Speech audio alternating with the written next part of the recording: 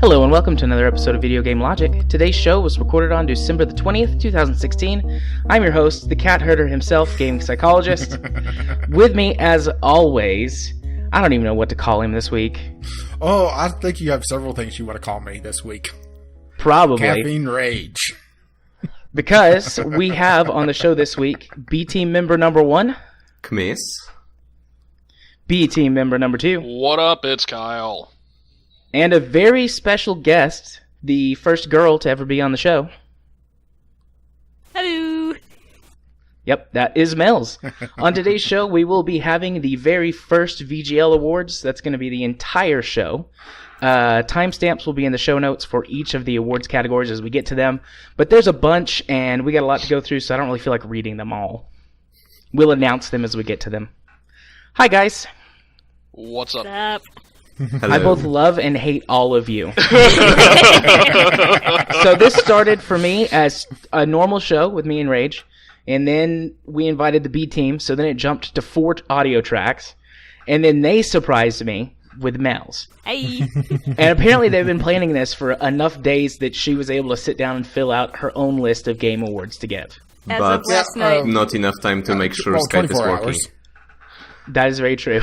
Well, I think. Well, whatever. I think it might be I thought of this last night when I was rather sleep-idle, trying to basically reset my sleep schedule. I was hopped up on caffeine. It's like, yo, this is an excellent idea. I'm really glad I decided to come home and take a nap. I had 7 clients back-to-back today at the clinic with just a little break for lunch. And I was wiped. So I'm like my usual level of tired. But if I had not taken a nap, I would have just like went away and left them to their own devices. If you suddenly hear snoring on the podcast, it's probably me. I was going to I say, did if take I a hear nap. snoring, you kick the dog out of that room. I took Jared, a nap. Are you sure you wanted to have us just do our own thing? Because then you would have gotten 12 hours of audio to edit down. I was going to say, without the cat I just herder put it up channel- as is. Oh, jeez. I'd knock it down to mono and cut the link, and cut the file size down as much as I could. But I'd just be like, fuck it. Really testing the limits of Podbean, huh? Yeah. They might rethink that no upload restrictions policy. I think they're already going to rethink that just because we have fairly big files as is, and that's us cutting down file sizes. Indeed. Also, this week's podcast is brought to you by Chillin' in the 90s, a music track that I hope keeps me calm as I try and herd these cats around. Running in the 90s. I was about to make this It's joke. not even close, but I haven't heard or Chilling in the 90s. I'm imagining this as a jazz remix of Running in the 90s. yes. I don't know, Space Jam. Right up there, man. The Space Jam tune. Yeah. That is pretty good. I used to listen to that on repeat when I was a kid. I was so happy. That was the first CD that I ever got. This might... My parents bought it for me for like my 5th or 6th birthday. God, my first... I think I And drove now's them nuts. the section of the podcast where it made me feel fucking ancient. No, this is... I remember my first CD was the soundtrack to the Rugrats movie. I think I still have it somewhere. Oh, gosh. Yeah. I didn't have good taste back then. I had I sisters. did have a very... I had sisters, so I had to share. But I think Yeah, my didn't you have, first like- soundtrack was Mulan soundtrack, so that was pretty good. Didn't you have like a Santana mix CD or something as well? That was my I like parents. Santana. I didn't take it. You should That was have. my parents. Back in the day when I had a Zune, when that was still a thing. Hey, Because I was like, I think it this was a thing for iPod about thing won't 5 last minutes. forever. Yeah. I was like, this iPod thing won't last forever. I'll get a Microsoft Zune. hey, I have a Walkman media player. It's not a tape player. It is a Walkman media player. Do they even Fancy. make tape players anymore? Wow, this has gone really off the rails. It I will point this always out. I will does. be the Yeah, voice the of reason police- here. Every time I watch Forensic Files, I have like police on there with a tape recorder, so they still use those. No, I meant like a Clearly. Walkman. Like one of the, like Star-Lord's thing. I don't know. Probably I'm Star sure Lord. that they made a Walkman is bunch brand after that split came from out. Sony, so unless Sony's making it, it's not technically a Walkman. Yeah, this is portable Walkman. cassette player. Yeah, this is. Yeah. I used has to a have very- it has a a- portable cassette player, but I think the only tape that worked with it was some Winnie the Pooh story. So I listened to Nice. it on repeat. I It had was a. still worth it. I had I about had the a- same thing, yeah. but it was a phonograph, like a record player. Oh no, I actually had a tape player. I killed those things because I just Oh, listened to it all night long, All night long. all night long. All night long. All night. All right, let me see what we got here. I had I dropped a so link to much Amazon. like bedtime stories on vinyl, and I'm pretty sure I can still find them. It's just I don't have a vinyl player anymore. Oh, I still have one. Oh, Spice Girls. I've got like Yeah. the original Boston album. It's really good.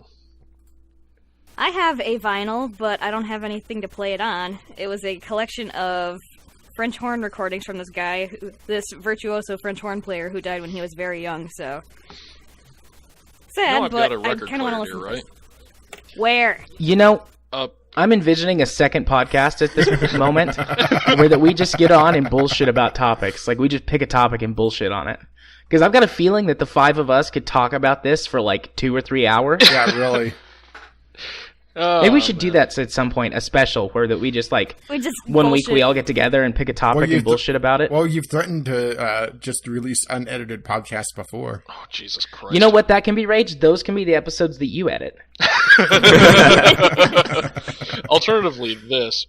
The VGL BS special. Coming to you semi-live. From Tennessee, it's Jared Arthur. From wherever he lives, in some sort of magical fantasy land, Caffeine Rage. Coming to you live from the former East Block is Chmis. And those two crazy Michiganders,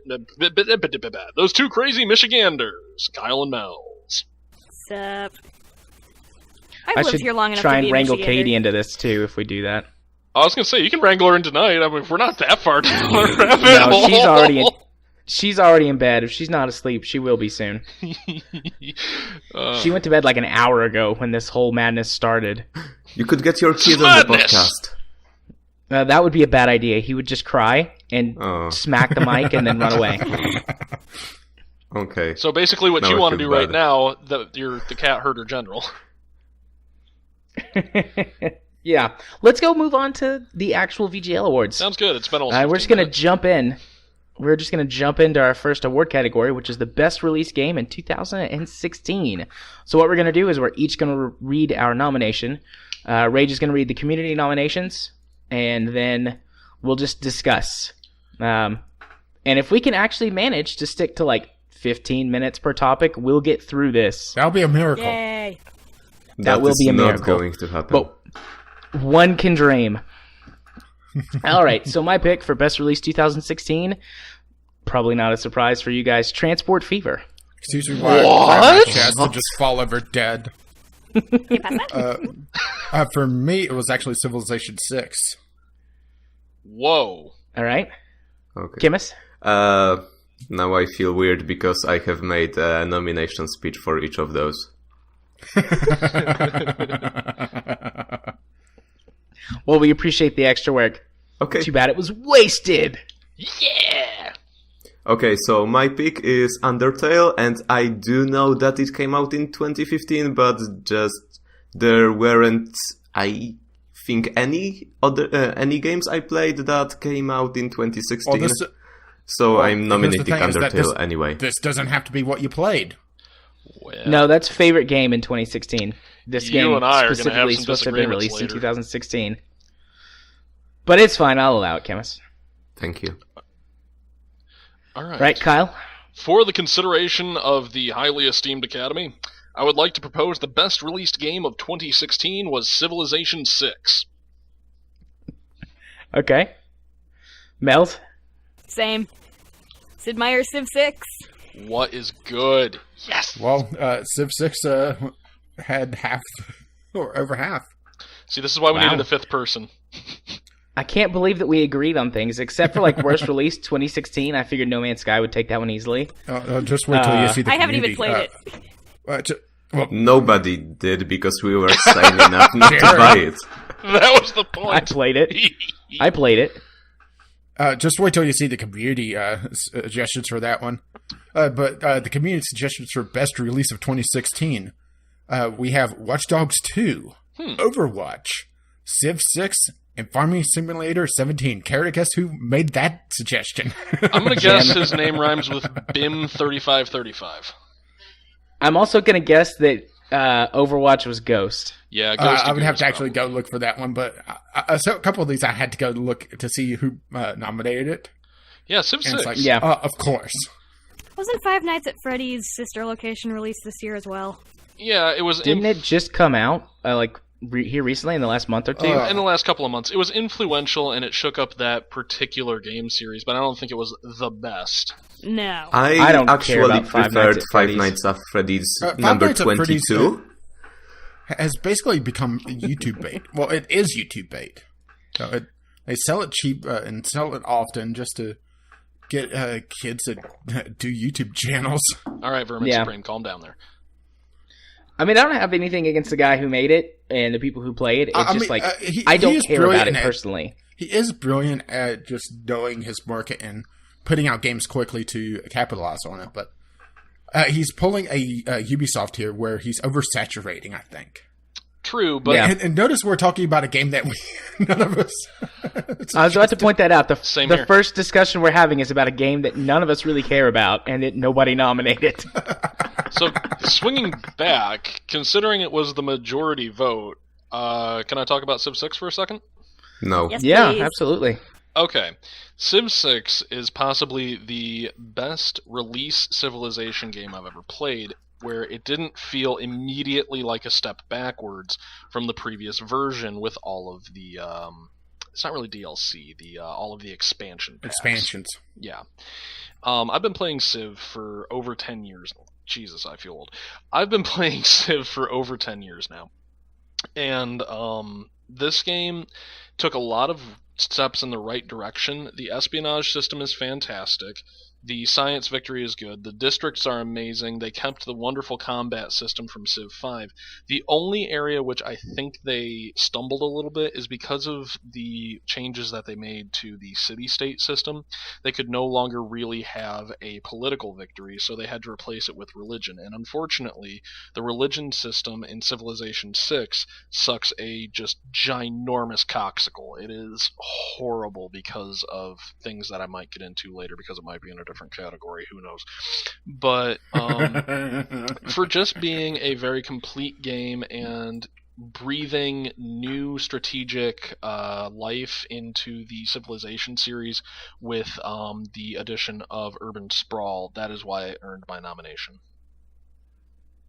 Fair enough. Yeah, for me, it's all that on top of everything that 2016 had a lot of just horrible releases on the triple and I would say the double A side of things, to the point that it was more picking a diamond out of a giant pile of shit than anything else, and really comparing good releases, because there really weren't that many, to be perfectly honest. Yeah. And I'm talking about games as they released, not after patches, after DLC. I'm talking launch day. And there were so many broken releases, and releases that just were obviously rushed. Well, that could be... Yeah. So we're all hating on No Man's Sky here, right? We're getting there. Just We'll get there next. Throttle back. Yeah, give it some time. give it flaps 15 and decrease Let- your engine speed, Melz. Jeez. Let it simmer. Just let it simmer. Originally my first pick for best release in 2016 was Doom. For that very same reason, like there were so few, at least at release, because I took it the same way that you did, Rage, at release, not post patches and stuff. Games that came out poor this year, but I got to thinking about it. I was like, tons of people are going to pick Doom, and I mean, I've praised Doom multiple times this year, and I thought, I want to give it to a different game that came out this year that I enjoyed. And I mean, I've talked about Transport Fever at length on the podcast, but I mean, out of all the games that came out in 2016, Transport Fever is by far my favorite, and by far has got the most hours played from me. So, Plus, I wanted to fit Factorio in there somewhere. And so I thought, well, if I make Transport Fever the best release of 2016, then I can put Factorio in on another category. So that was kind of why I kicked Doom off and put Transport Fever on. Because I know, like, I've already seen a whole bunch of people's top 10 games of the year or whatever, and Doom is on most of them. Yeah, I would say Overwatch winning a lot of Game of the Year awards overall. Yeah. Don't you mean overwatching all? Get out. No. Heyo. Okay, I'm sorry. That was uncalled for. There was some movement there. I'm going to have to fire at you now. Damn it. Okay. Okay, So so anybody else want to talk about their picks? yeah, it's just me left over. So once again, Now here's your nomination speech. no, I don't want to do it anymore. Go on. No need to be shy. Yes, and... Okay. For the unforgettable experience that brought me to tears of joy and sadness many times over, for the sound design that allows me to relive all those memories with just a few notes, for the unique gameplay mechanics which for the first time in many years forced me to step away because I simply couldn't bring myself to action, and for releasing it September 2015 and me not giving a shit. Toby Radiation Fox, Undertale. That kind of sounds like a personal problem, that last point. Yeah, it's almost like you should have put this in another category. Bum, bum, ba-da. Well, I was thinking about it, but it couldn't really fit in any other, and I still wanted to acknowledge it, and I figured because this is the first VGL Awards, I can bend the rules a little. Yeah, we don't have the Chicago bot dancing around yet. That's next year. Wait, you don't? I invited him over. No, Jared has it locked in his basement right now. Yeah, it's just popping and locking. I don't have a basement. He's in the attic. I should like just a probably clown. Google That's what what it it is. Sometimes he makes a lot of noise, and I toss him like some forest creature I find in my yard so that he can shave it. So that's why you have so many shaved bears in your attic. Yeah, And it's a whole new meaning to collect 10 bear asses. I have a request of a comic now. Chicago bot in Jared's attic just shaving bears compulsively while popping and locking. Yeah. I'll see what I can do. You haven't had a comic from you in ages. Yeah, that's because work got busy. Well, we're more important, so stop that. Okay, I'll quit my Okay, job tomorrow. well, do we have anything you guys else to talk start about paying me here, or for are we this moving shit. on? It sounds like we're ready to move on. It looks like... I mean, I Don't figured jinx most it. of the discussion was going to center around several of the other topics. Yeah. I think best release is pretty straightforward for people. And a couple of the others are too. So, without further ado, let's move on to our second awards topic, which is the worst release of 2016. All right. Oh boy, here we This go. should not take very long. No. Okay, did anyone say anything other than No Man's Sky? No. I did. Nope. Whoa. Because Oh, I you didn't did, play. I didn't play No Man's Sky, and also I knew that it would go down exactly as I did. So I picked Pokemon Go as my biggest disappointment.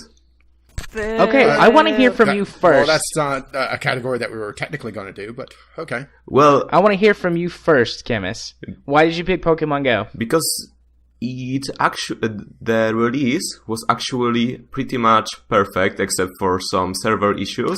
But then they patched it and removed the core functionality of the game that made it any fun. So I think point. it still counts as a It was release. fun beforehand? Yeah. I found it pretty fun because the main point of the game was the tracker system, which allowed you to, actually track Pokemon. And then because it turns out that the implementation on the server side was really fucking shitty, and also because some people, I think... Has anybody actually died because of Pokemon Go? Yeah, there were a few people who did. There was a couple people who got hit by a car or by cars and killed. Yeah, Two exactly. people walked off a cliff. So Oh, they pulled a segue. Yeah. yeah, so because of server issues and also legal liability, they removed the tracker. Actually, first they broke it just on the server side, so it showed every Pokemon as the same distance away. So since then, there is no way of fighting Pokemon other than just going around until you literally step on one. like think some they kind fixed of that. landmine. Or at least they did something instead of that. Yeah, they show just stopped showing the distance. Right, but they just now started doing, or they show Pokemon that are close to Pokestops. And then I guess if you click on that, they'll show you, like, footsteps, which I think is new. I don't know. I haven't used it. I just No, the walk footsteps around. were there before. I Because think the it's footsteps were still how you could in tell how beta, close you were to a Pokemon. and Yeah, it's probably. only available in a couple locations. Alright then. I mean, I haven't touched it in months. Like, we talked about it however long ago it was. I checked it out.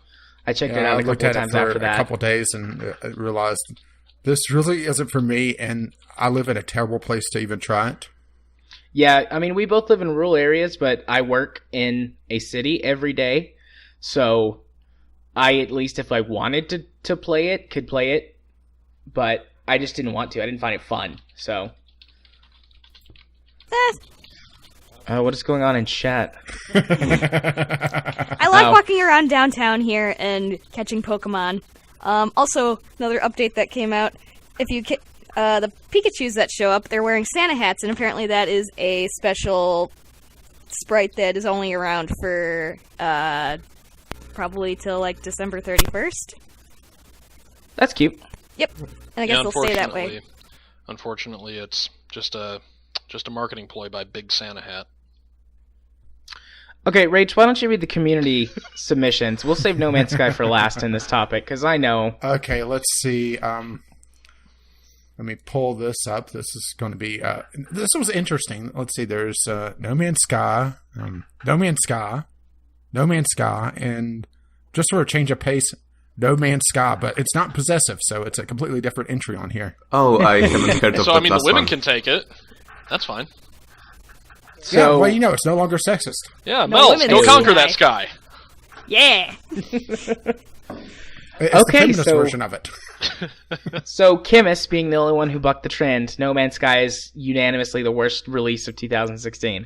Yes. I will not argue Yeah, so with we're that. just going to remove his track now from the podcast. Nah. Well, Nah. I nominate next year we make this the No Man's Sky category. seconded. Yes, I agree. That is a great idea. Okay, so why is No Man's Sky the worst game of 2016? Well, it's not necessary. Go ahead. Gee, I wonder about... Oh, What how was many that months has it been video of, you guys just, sent me? just how many months of just negative press talking about the missing features, the just the absolute bullshit going on with the company itself. I can't imagine why it would be the worst release. Well, like I said, I don't think it's going to end up going down in history as the worst game ever. But when it released, it was just a shitstorm of how to handle a bad release badly. Yeah. I think for me, the thing that, like, made it the worst was the devs just disappeared. The radio silence for, it was what, 4 months? 5 months? Yeah, Rage, where do you think It wasn't that quite lead that dev long. It was like disappeared to? 90 days. No, like it was 3 longer months. than that. When No, we it was, talked they about had it, a it was... tracker. They had a tracker on the No Man's Sky subreddit. I think that when they finally started talking again, it was like 92 days. Are we counting the time that hackers broke into their Twitter account No, to they don't- actually they don't elicit count that a response? I they just don't- do they believe didn't count it that wasn't It a really hack, makes me it was wonder- just a rogue employee. Yeah, that's what I think it was too. Oh, it was whatever, working. you know. But the thing is that it really shone some light on the organization of the company when Sean Murray tweeted at No Man's Sky, Hello Games, and was asking publicly, "Are you guys still hacked?" Yeah. I mean, that's telling me that organizational wise, he's off in the Caribbean, with a hooker. Yeah, I mean, No Man's Sky would have still been a contender for worst release of the year for me, even if they had done a proper amount of community and consumer interaction and had been a lot better about discussing refunds with people and stuff like that. Yeah. But the fact that they were just like radio silence, let's bar the gates and let's have a pint and let this blow over. I mean, that's not the way to run a company and keep people trusting in your brand and and purchasing games from you. I mean, there's a group of people who will buy stuff no matter what, but Yeah. I mean, if they ever release another game that even looks remotely interesting, I won't buy it, even if it turns out to be good, because they burned me as a customer. And like I said it a bunch of times, and I'll say it again just in case any listeners have forgotten, or if you missed the earlier episodes. I mean, I admitted to making a poor purchase. I didn't pre-order the game or anything, but I bought it based on a couple of really early PC reviews that didn't report any of the problems. Well, I got burned. It really also shows a weakness in just the PC review process, where the first couple hours of No Man's Sky supposedly isn't that bad, but it really starts to wear thin very quickly. And it also is once you get out of that refund window. Right. That's on Steam, and that's the problem. Right. And the type of game that No Man's Sky is, 2 hours or 2 weeks is not enough time to really give it a fair shake. Yeah, I mean, you're not going to even get off the planet in 2 hours unless you, like, your starting planet, unless you just, like, get super lucky with your spawn and are standing next to everything you need to rebuild your ship. Statistics. I mean, I'm sure someone has, but the majority of people haven't. Right, and I got off pretty quick, and it still took me, like, 2.5 hours. Right, and to me, that's kind of where Astroneers is right now. It's definitely got some promise, but it needs more development. And I would say the same thing about No Man's Sky. I mean, the addition of, what are they, cargo ships, frigates? Yeah, the cargo ships, Yeah. the freighters. Yeah, those larger spacefaring vessels and bases should have been integral to gameplay at release, but they were not. Not to mention that it was sold on the promise of exploration, and yet you're doing more surviving than anything else. The fact of the matter is, when the devs don't release that much information, that's when I start getting suspicious. So I was never that interested in the game, even when people who I know in the gaming community were basically shitting themselves to get this thing. Yeah. Yeah, I had my bullshit meter just going crazy before this was releasing.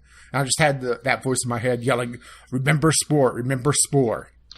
And I was right. It's the Spore phenomenon all over again, where they promised, and just didn't deliver. And No Man's Sky may end up being a decent game years from now, after it goes through a ton of post-release patches, just because it is a bare bones game. There's really it has the systems there, it has the skeleton, but there's no meat on the bones. Absolutely. Actually, I think if you came in right now, after the release of their what was it called, the Foundations patch or whatever, that adds the freighters and adds that little bit of base building and adds a lot of the other stuff that they said was going to be there at the beginning.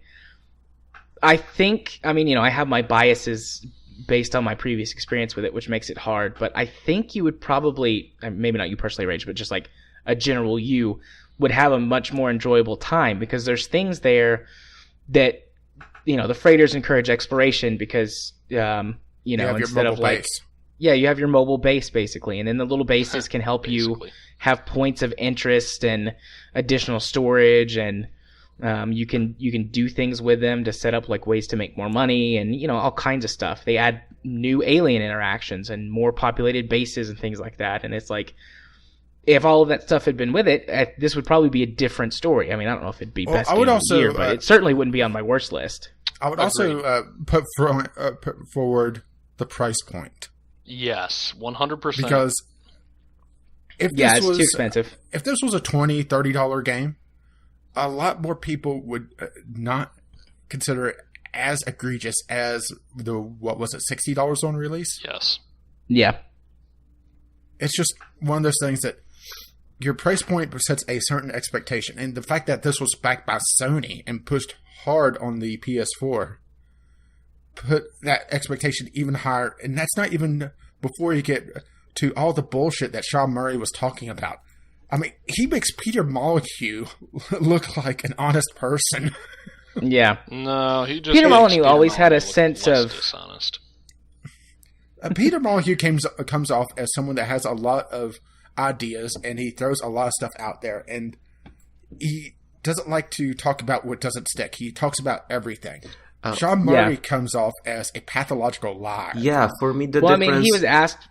Okay. Sorry, go ahead, Chmis. For me, the difference is that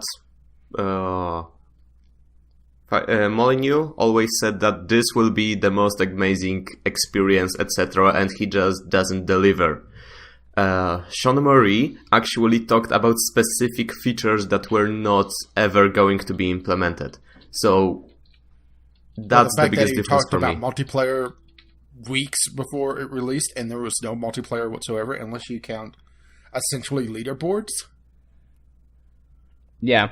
Well, now you can leave messages for other players on like these little things you can construct, and then they show up whenever players do planetary scans. Oh shit! No I've Man's only Sky put one Souls. down. Yeah, I've and I only imagine put those one are down. chat filtered all to hell.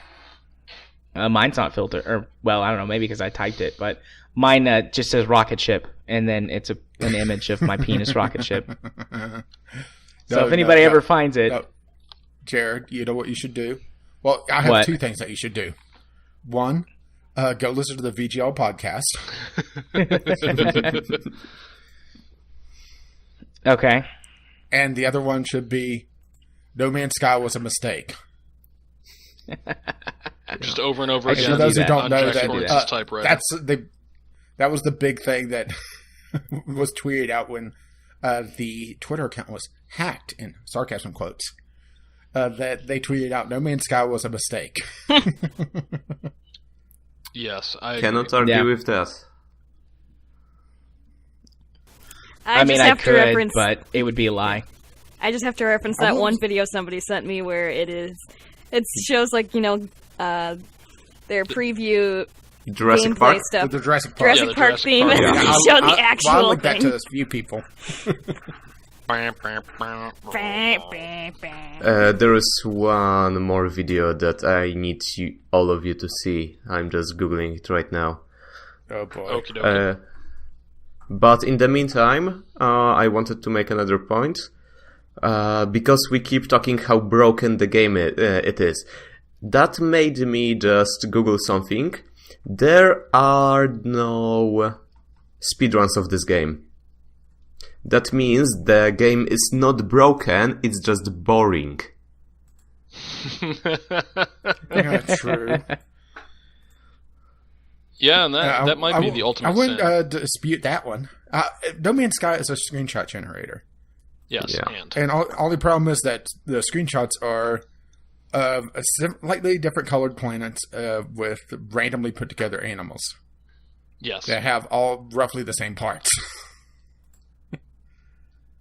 Yeah. Here's the link. It's audio only, so it will probably make for...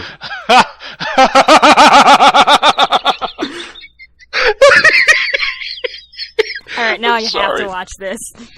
Chmis, oh my god, you're my hero right now, man. Jared, you can just edit in it post, because it's audio only.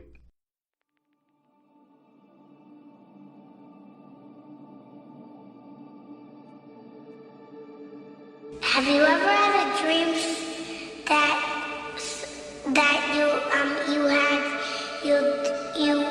you could do so you want him to do you so much you could do anything? Sometimes. Maybe. Alright. It might just wind up in the show notes. We'll see how I feel after 4 hours tomorrow. Speaking of, so has anybody looked up at the sky recently? What is your favorite thing there? Let's get this cat train off rails. Oh, God. Please don't. Okay, well, let's get it back on rails. I think we can agree. Well, No Man's Sky, I will say that it did show a lot of, not just broken features in the game itself, but how games are handled both as a journalistic enterprise and also how consumers are treated. I mean, just look at just all the places that we went with No Man's Sky that has nothing to do with the game itself. Talking about how the advertising was essentially lies. Yeah. Yes, and How the reviews were complete bullshit. They were essentially first impressions because they didn't really give the game out enough time on the review code to even properly review it. Right. Yes, and The missing features, the just complete bullshit after the launch. It's just, there's so much there. yes, and And then you start going into the community side of things and just watching the absolute meltdown that was the subreddit. yes, To the point that at one point it was completely And- deleted because one of the mods were, he liked the game and was upset that everybody else hated it. Because he's obviously a stoner, because that's the only way they can enjoy this fucking game. well, To get high as a kite and start playing it. Well, and I think Jared could talk more about this than I could. It could also be partly the sunk cost fallacy, not just the money that they put into it, but the hype that they put into it as well. Well, I mean, a lot of people felt that way, and there were some who were like, I played this game, like on the subreddit, like I played this game for 100 or whatever hours, and, I've just been wasting my time trying to chase that, confirm my bias, but I just can't anymore. Yeah, just chasing Also, I mean, it there was were basically only a how I few felt when people I who was playing said that, Skyrim.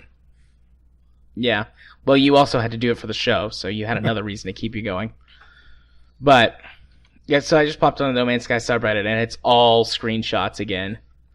Almost all screenshots of people's bases and freighters and stuff.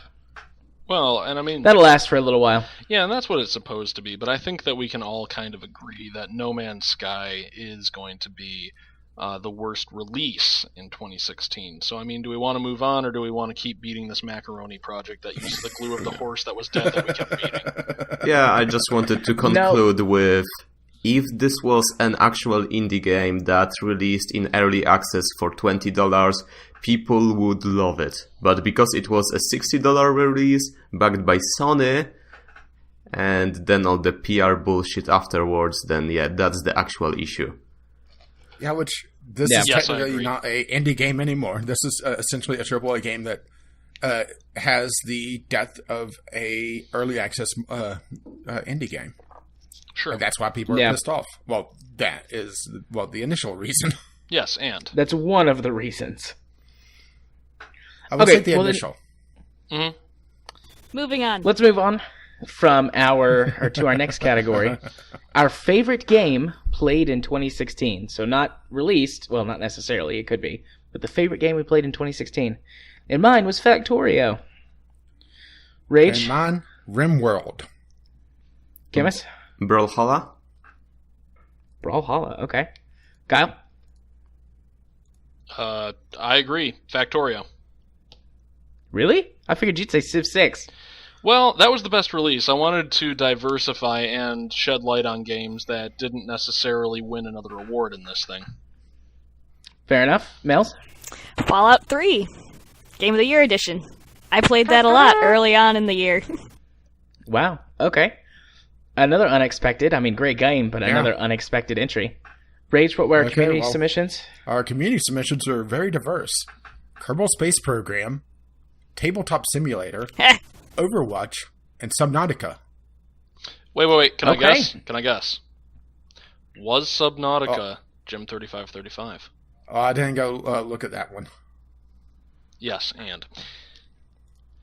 All right, Kyle, since both of us picked Factorio, let's take a minute to talk about that first, and then everybody else can have a chance to talk about their game. So why did you put Factorio in your favorite game? Well, I thought it was the most innovative survival game that I've played since survival games became a genre. Not to mention, I like the idea of automating things, where you can, for sake of example, set up a factory, and as long as you provide the raw resources, you can basically just leave it to its own devices.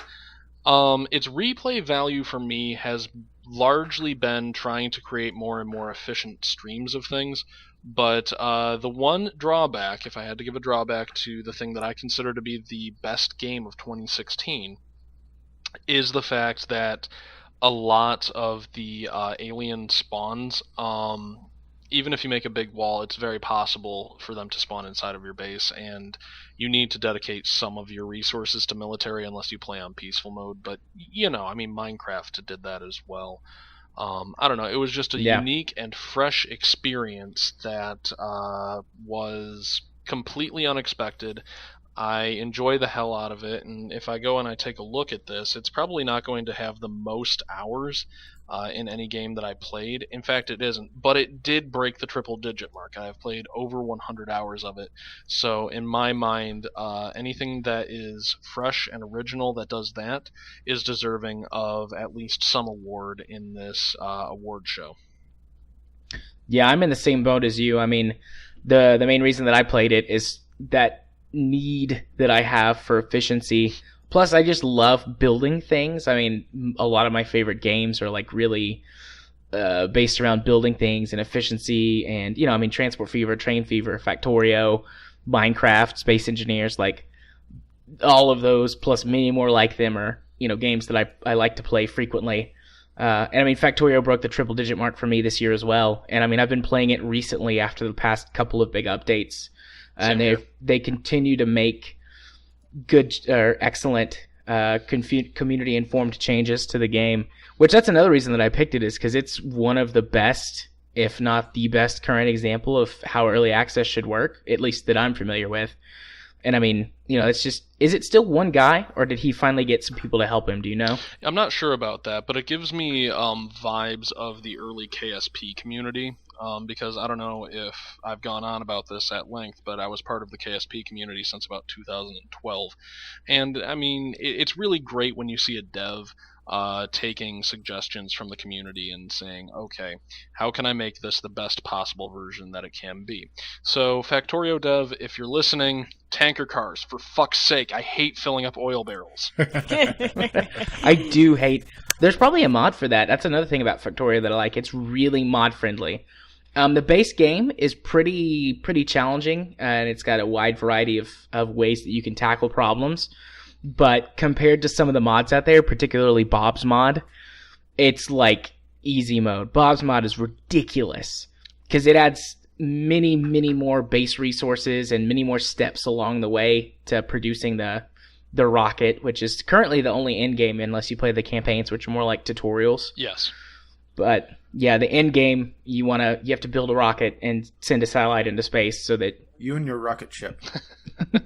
so that you can get off the planet that you've crash landed on. Yes. And Bob's mod adds like 6 more layers to that. And it's ridiculous. But well, I mean, there's a whole bunch of other mods too. There's train mods that have different kinds of trains and better or different types of tracks and more vehicles and just general gameplay mods and stuff like that. There's a bunch of stuff for Factorio. Absolutely, and a good modding community is just a reflection of the community at large, because it means that people care enough about this game that they're willing to put in the time to make changes that they see fit, and a good dev will capitalize on that and say, okay, I'm not going to come down with any sort of hammer, I'm going to make sure that my game is open to this in the code, and I mean, it takes... I don't know, Chmis could back me up on this. It takes a lot to make sure that games can be modded. But beyond that, I feel that the top-down perspective is a fresh take on survival, because we've had 3D, starting with Minecraft, is the big one. Then we have Terraria as 2D, but it's side-scroll. And I think the top-down does a lot to increase your informational awareness, especially when you're creating factories. You can see where your production lines are and where they're going. Yeah. Okay, so you wanted me to back you up? I'm not quite sure I know enough about it. Basically, if you want the game to be moddable, you have to write it in a way where you can substitute files with actual code, which in some engines is next to impossible. In some engines, this is the only way to do it. But I wanted to point out one more thing, is that every Friday on Factorio website there are developer posts, and just from the perspective of a programmer, I find them really interesting because they sometimes go into great depth about just some really weird code optimization. Yeah, and I love that their devs are that willing to be that open with the community. Like, personally, I'm looking forward to the nuclear update like you can't believe. Yes. I know, you won't shut up about it. That. I mean, it's, Thorium is the future, it's an early access game. They're working on stuff, but it's like, okay, my only 2 options for power are Steam, or Greenlight. Steam engines, or ridiculous amounts of solar panels. Yes.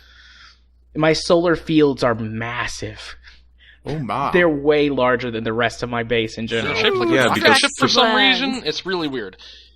To power just a single electric furnace, you need something like 10 panels, so it's just... Yeah, plus you have to have batteries to keep all the energy Yeah. at nighttime. Yeah, but if you can roll over, it reduces your pollution a lot. Yeah, it does.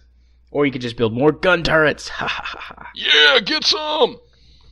Although eventually, if you pollute too much, the aliens get so strong, your gun turrets might as well not even exist. So you do have to strike some sort of balance. More gun turrets and laser turrets. More boosters. Build the rocket and crush it into aliens. Nuke them from orbit. I think It's that the would only work. way to be sure. All right, let's give everyone else a chance to talk about their games. I guess we can just go down the list. Rage? Well, RimWorld for me has been kind of what I wanted, in that there's been this genre that sprung up since Dwarf Fortress, a Dwarf Fortress-like survival game or base building game, depending on the mode that you play Dwarf Fortress in, and really how you look at Dwarf Fortress, because you could really look at it as just a survival game, especially when you are in adventurer mode and you're out just exploring the world, or you could treat it as a base builder.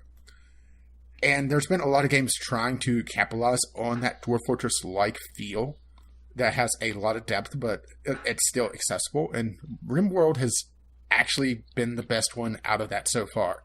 Granted, it is still early access, but they are adding so much to it. As a matter of fact, the day we were recording this, they released a new alpha version that added a feature that's been promised in Dwarf Fortress for ages. The ability to send out caravans and send out attacking forces. Just an absolute major update that completely changes how you can play the game, to the point that you could play it as a nomadic tribe and just move from base to base and really just try to survive as a mobile people. And RimWorld is also the only game that I've done on my YouTube channel that I've been eager enough to play, that I've been playing it on my own as well. Constantly. And in the, I want to say like 7 or 8 months since it's come out, I'm pushing triple digits on my hours played already.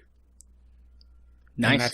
And I'm not sure if that's counting my YouTube version as well, because it's a little wonky, because I did a copy over into a separate folder to keep that to keep it separate so it doesn't update on me and break all my mods. It does. I think it does, because sometimes when it pops up that you're playing it, there'll be a little parentheses with, like, I forget what you call it, but like whatever version. Yeah. So I think it's counting both of them. All right. I wasn't sure if it did or not. Which sometimes Steam is a little wonky with that. But also, you were talking about the moddability in Factorio. The moddability in RimWorld is absolutely insane, to the point that there are total conversion mods out already for it. One example is Mars Survival, essentially making it The Martian, the video game. Yeah. Nice. I just watched that this evening, actually. Guess who hasn't watched it?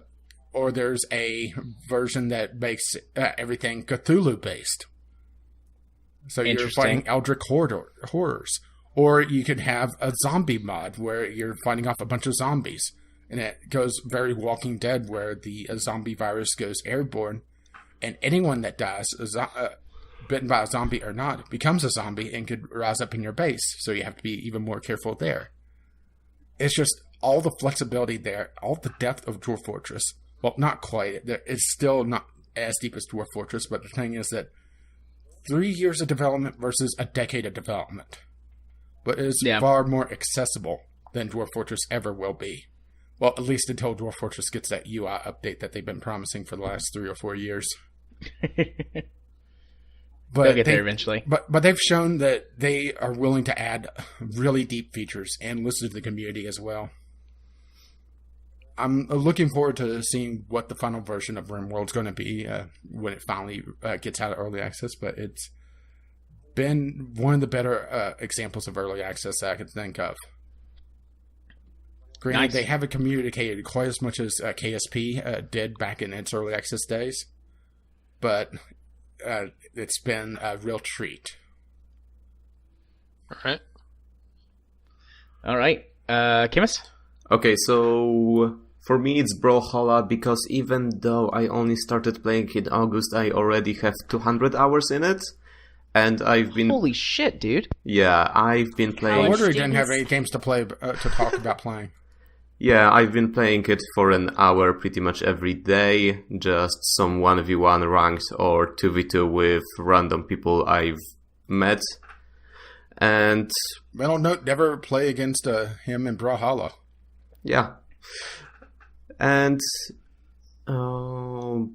every other weekend I would play with just a friend of mine. The one I called Scrub last time we were recording. Nice. Welcome Which to Have the you had a Squad. chance to play with I think With everyone would be a David scrub yet? compared to you. Excuse from me? Left Stick Down? Have you had a chance to play with David yet from Left Stick Down? Because I saw the tweet yeah, exchange with- you guys had a week or two ago. The issue is normally he's only playing when I'm sleeping. Okay. So Damn, time He we'll used to work night shift, but I don't know where he's working now. basically usually every time, I think every Saturday when I wake up, I see on Twitter that he posted, "Oh, thanks everybody for joining for the 6-hour Brawlhalla stream." And you're just sitting there going, damn it.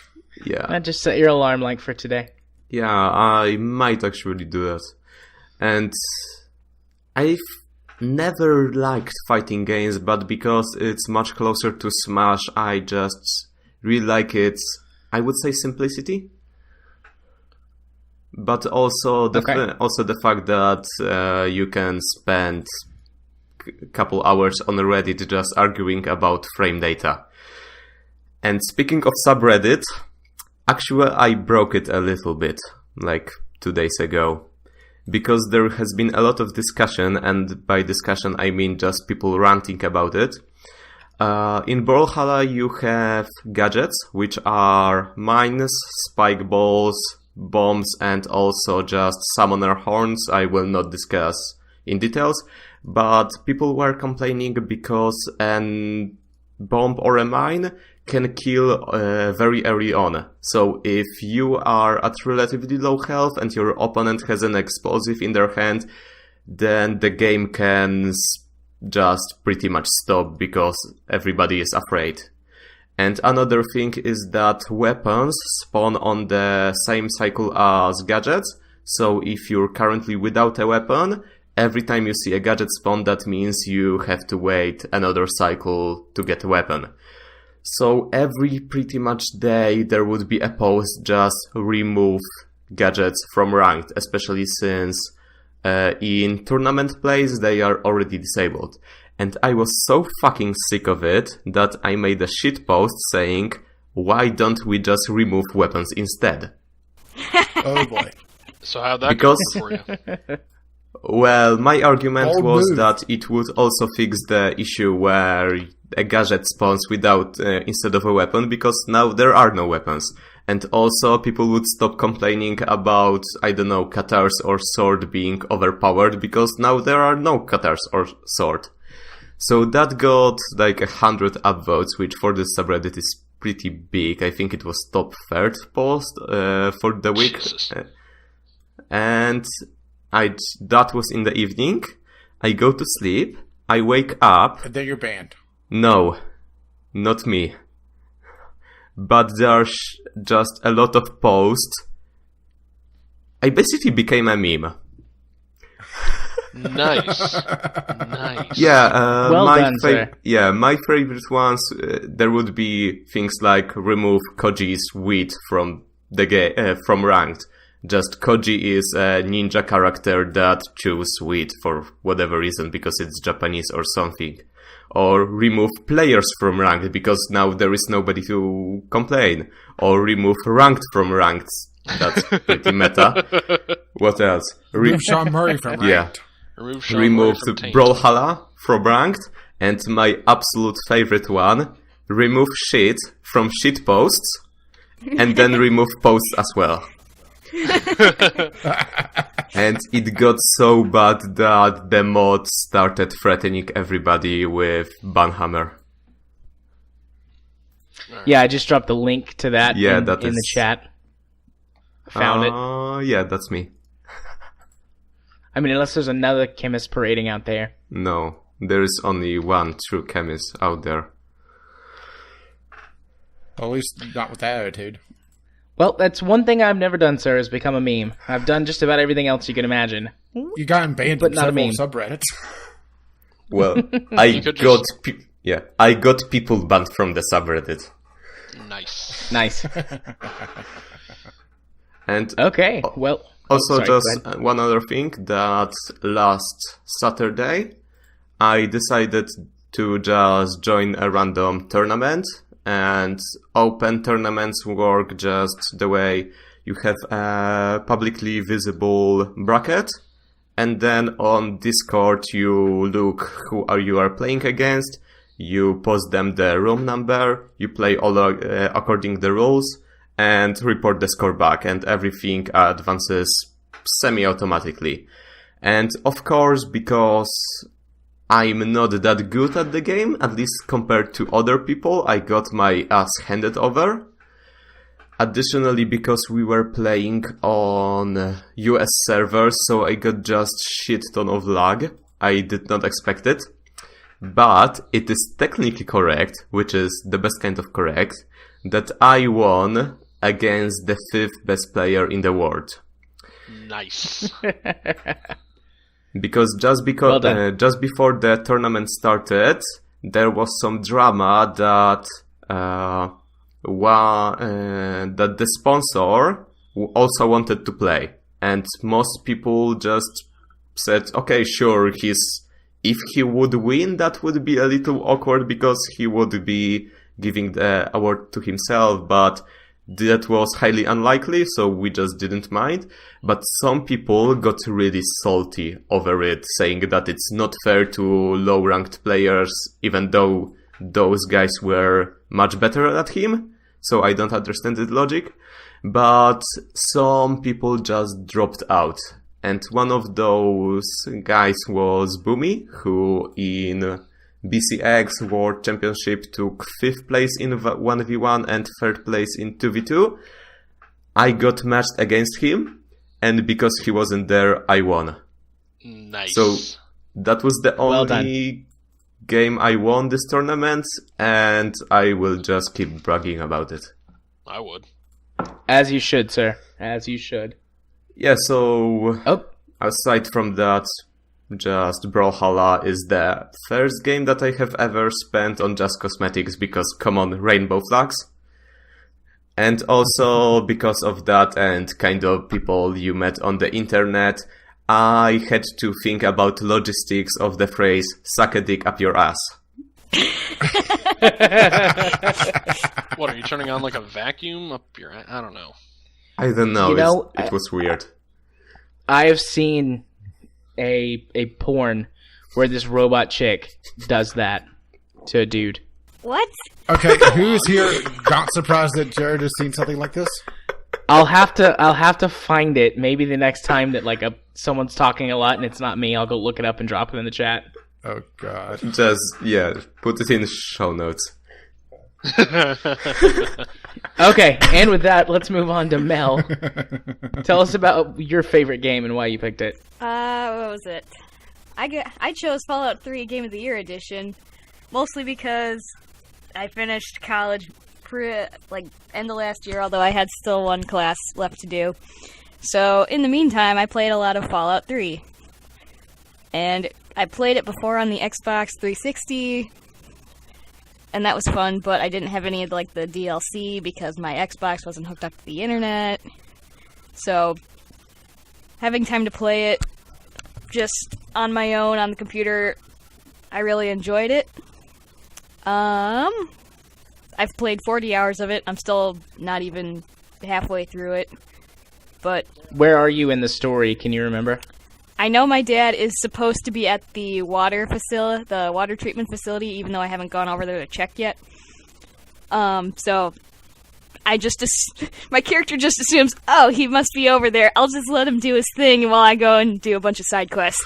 Have you met with the Dark Brotherhood yet? Because I'm trying to figure out if you're at the end of the game or not, story-wise. No, not Dark story-wise. Brotherhood. No. Or did I say Dark Brotherhood? I meant Yeah. Brotherhood of Steel.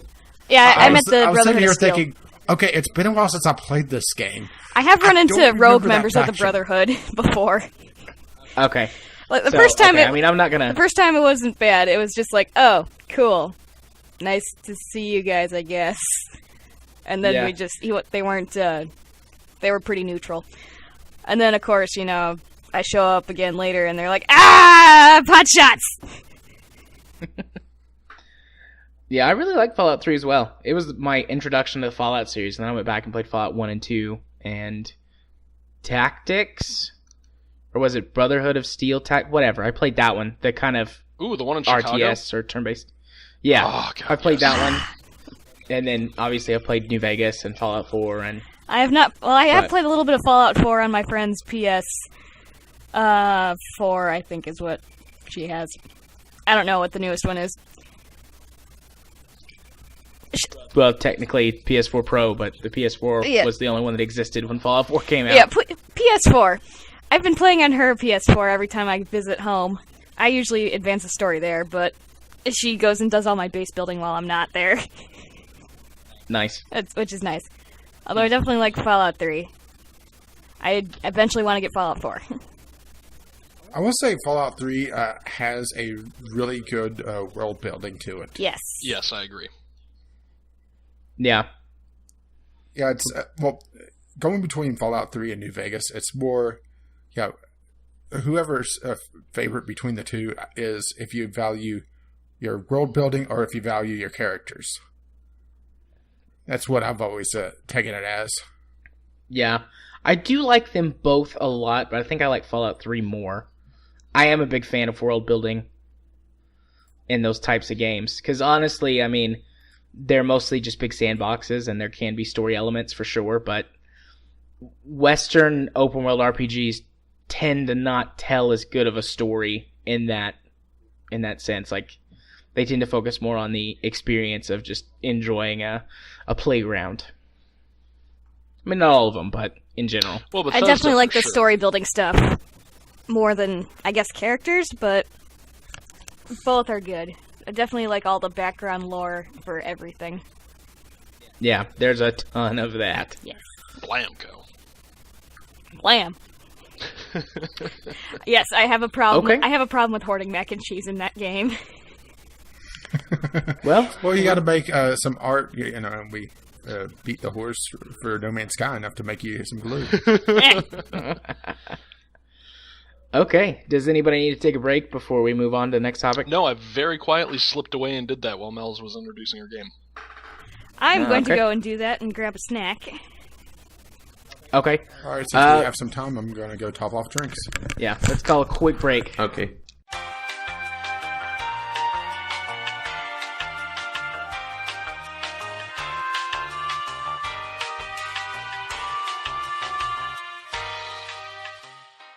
All right, in the spirit of not wasting any time, we're back from our elevator music break. Let's move on to our next award, which is Least Favorite Game Played in 2016. This Mike- is going to be a fun one. Yep. My game was Superstar. Surprised it was not No Man's Sky for you. I've already put No Man's Sky on the list once. I didn't want to double up. I mean, there was no rule against it. I just didn't want to. True. Mine is an indie game that I got as a review copy called Kitten Rampage. All right. Go on. My Oh, least well, we fa- will in oh, a bit. Okay. Do you want to say something, or will we discuss it afterwards? No, go ahead, Chmis. We'll discuss it after. So my least favorite game played is To the Moon. Ooh. Interesting. Shots fired. Okay. I are going to agree to disagree, Chmis. My least All right, favorite Kyle, game, what was your game? and I'm prepared to just get the shit kicked out of me by a Polish man, was Undertale. Okay. Ooh, okay. Melz? My Sims for the DS. I bought it because at Kyle's behest, and Whoa, whoa, whoa! I have- Hold on. I said it wasn't bad, and you're like, okay, gotta Oh, buy boy. that. And how does that make you feel, Melz? meh. I played maybe like 1 hour of it this whole year. Wow. All right, Okay, what's and our the community community? picks is No Man's Sky, Empyrean, Okay. Call of Duty Infinite Warfare, Okay. All right. and Four Kings Casino and Slots. Okay. It's kitty, isn't it? Interesting. A couple of those. I wonder who picked Empyrean. I mean, it's not a big enough deal for you to go look it up right now, but that's just curious to me. I would guess Groove. Maybe. Groove didn't Does he actually play put it? in. Groove didn't actually put a submission in. Well, I was just Or at least I don't think. I was throwing a dart at a fucking wall. Granted, a couple of these Steam names I don't recognize offhand, and I'm not going to go check right now. Right. Okay, well, I'll go first. Mine's pretty simple. Superstar, if you guys remember, was that game that I refunded on Steam because it was ununderstandable because of all of the awful English. Jesus. I mean, it was unplayable. No Man's Sky was more playable than this game. Whoa. Ouch. Shots fired. So that's why Superstar is my game. I mean, there's really nothing else to say. It was terrible. I hated it. I refunded it. All right, I guess we're going down the list, and I'm up. Mm-hmm. Yep. Okay, Hit and Rampage. It's essentially a Unity asset flip trying to beat Goat Simulator. And the thing is that it's one of these games that advertises bugs as a feature, so you can see where we're going already. Yeah. Yeah. Dev YouTube Avenue. bait. I hate that. Goat Simulator was like, all right, I can, one of these is enough. I can handle this. Well, the thing is that Goat Simulator at least ran. Yeah. This game, granted, I only tried it when it originally came out in early access.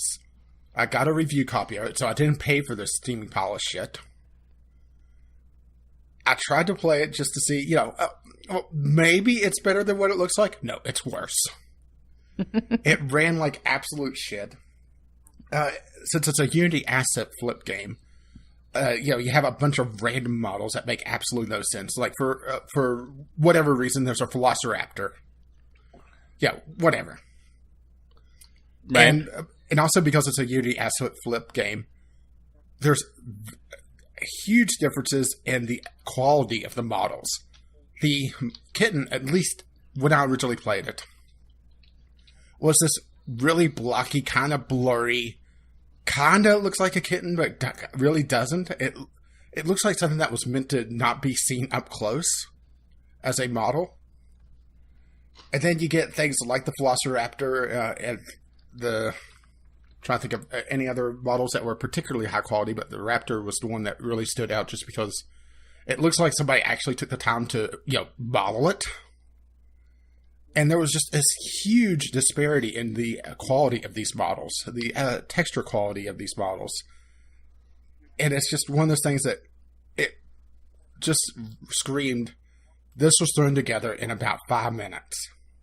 And yes, it has had updates since it launched, but it seems like it still runs incredibly poorly. And honestly, it's not fun. And that's the big thing, is that Goat Simulator, you could have fun with it. Yes, it's stupid. It has its memes in it and everything. This was literally, at least at launch, was just a score attack game where you ran around and shot lasers out of your eyes, whatever reason, I don't know, and tried to score enough points to progress to the next level. And that was it. Yeah, there was no, little mini scene where you did a certain thing and it did this like cutscene thing, like Goat Simulator has. It's a very low rent Goat Simulator ripoff that just was absolutely terrible. Yeah. Well, I think Goat Simulator was a big joke, and then all of these other games that have followed it seem to be like somebody trying to take the joke and make it their own. And it's like, you can't do that. You have to make your own joke. You can't just take somebody else's. It's not even that. It's people that are taking the joke but don't understand the essence of the joke. I think the essence of the joke was that Goat Simulator wasn't actually that bad of a game, especially since it got 3 expansion packs. I think there were 3. I'm not sure. There's been a bunch. Yeah, they made it an MMO. They created a payday mod. So a zombie mod. Yeah. And everything else is, oh, see, this is a terrible game, but it's ironic. Yeah.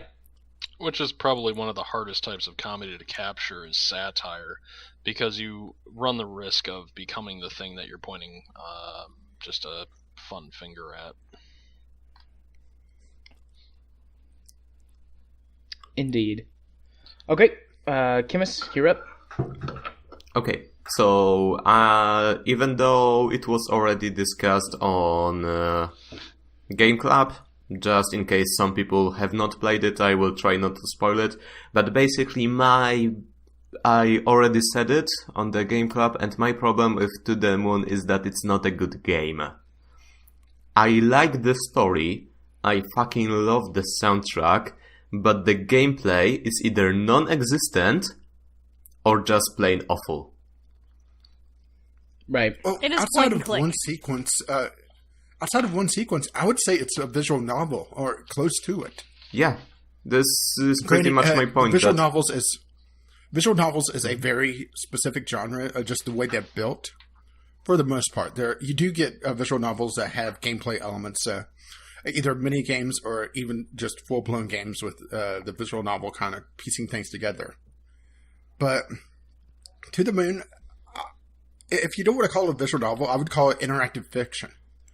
With the exception of one sequence, which I don't want to spoil, just because it is very late in the game, and to understand, to explain it, it reveals a big twist. So I don't want to really talk about that. Yeah, basically up to that point, I really hoped for some gameplay, and then I immediately regretted it once the gameplay showed up.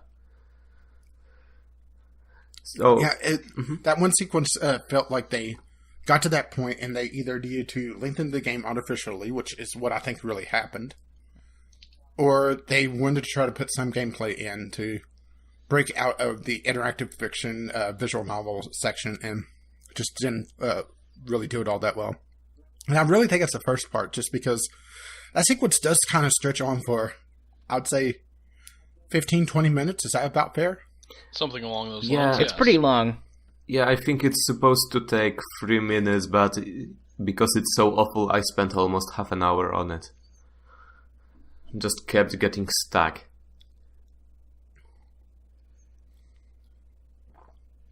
Okay, Right. that is me done. Well, that was pretty easy. Kyle? Yeah, Undertale. I know that this is going to be... Oh boy, here we go. Yeah, this is going to be a little controversial. I understand that. It wasn't necessarily the game itself that was bad. I haven't finished it. But, and here's the big but, people are fucking assholes, is exactly what this boils down to. Because every single time I said, I haven't played Undertale, somebody would be like, oh, this isn't a spoiler, but, and then they would drop just huge spoiler bombs on me. Yeah. To the point where I knew what the point of the game was, to the, oh my gosh. Okay, and then beyond that, just, So, in other words, the internet is dicks. yeah, the internet is all dicks. Just all dicks all the time, which is what you would Dick face. expect. It's what you'd expect in a Star Wars tabletop RPG. No, bad Kyle. Sorry. Spanking time! But beyond that, the gameplay is very 90s, to give it like a generous, like I'm trying to meet you halfway sort of feel to it. But beyond But that, that's kind of the point of it, isn't yeah, it? that's the point. I get it. Trust me. I understand where the creator is coming from. I understand what the creator is trying to do, and I understand that people want to have a pacifist option in gaming. But beyond all that, the gameplay is just not very good.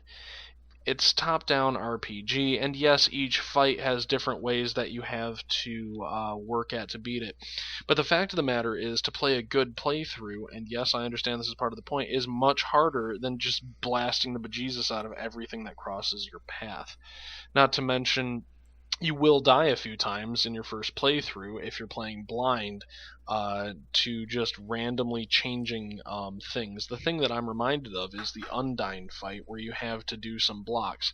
And it's essentially, and I'm oversimplifying here, DDR. and you just have to memorize exactly how the things come out. And to me, that's not fun. I get that a structured story from a top-down perspective can be the fun times. It's just, it did not connect with me, and I had enough people ruin the story and just the poignant moments. The music is good, I will agree with that, but at the same time, to everybody who ruined this game to me, go fuck yourselves. Oh, okay. Bye, sweetie. You are only part of the problem, dear. And I mean, you could stay on mic for that if you want. Oh, my. Well, there goes the child-friendly tag. well, if you give me 10 minutes, I can be over there and, I can, literally fuck you. I'm not against this. All right, hold on. Let me drive over there. If you're going to do that, wrap up your recordings and send it to me first. We're going to carry on without you. You're just going to get a bunch of just nothing from my end, and then all of a sudden just muffled on her end, just like... Which, yeah, I'm way oversimplifying. Are those the sounds you make? While she sits there quietly like, come on. Get it over with. Moo. Okay. Okay. Kyle, Yes. I totally get where you're coming from on that. Like, I kind of had some of the same experience with Undertale. By the time I got around to checking it out, it had just blown up and been everywhere, and there was no way to have avoided spoilers for it. So that takes away a lot of the meaning from that game. I wonder if we could come up with a name for this phenomenon. I would almost call it the cake is a lie phenomenon. Yes, I would agree with that. Yeah, that little bit of twist. Granted, it's the cake is a lie isn't that huge of a spoiler, but it tips you off to other things in Portal. Right. Right. Go ahead. Plus, the internet just went absolutely batshit for Portal like it did for Undertale. Right. And I think that's part of it. But beyond all of that, I would say that Undertale is a game best played blind, and the fact of the matter is, because it was so well put together in most people's minds that they couldn't see past their own just egocentrism and saying, I enjoyed this, so I'm going to make sure that other people enjoy this, and I'm going to make sure that I do that by talking about it and ruining everything that's awesome about this. Yeah. I think the best way at this point to play Undertale is to buy it and hang on to it for like 2 or 3 years, and then play it when most of that memory will have faded. Yeah. I mean, it's pretty impossible to forget something all the way, but, you'll still retain much of that kind of first time through. Yeah, basically, I will politely disagree with you, Kyle, but I see your point. This Undertale, I would say, is my favorite game of all time, but only because I took special care into not getting it spoiled to the point where, for example, I was watching a video or listening to a podcast and I just heard the word Undertale. I skipped the entire episode just to be on the safe side.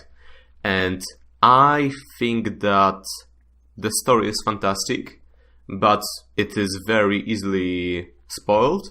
And the gameplay mixes with the story very well, but again, I cannot really discuss it without spoiling it.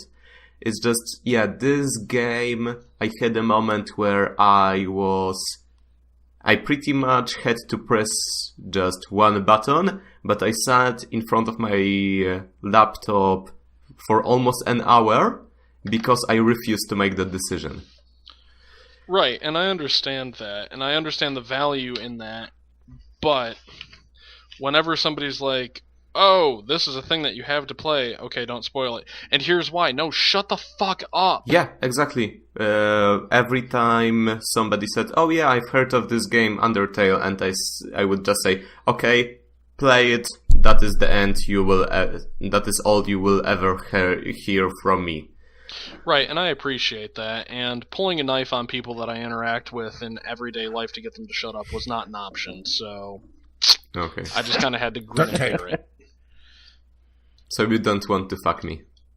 No, not really. I already know where my next 1,000 lays are coming from. The store? You sure you're going to make it to 1,000? Yeah, my heart's pretty Well, good. once you pop. Excellent response. Excellent response. I'll give you bonus points for that one, man. Thank you.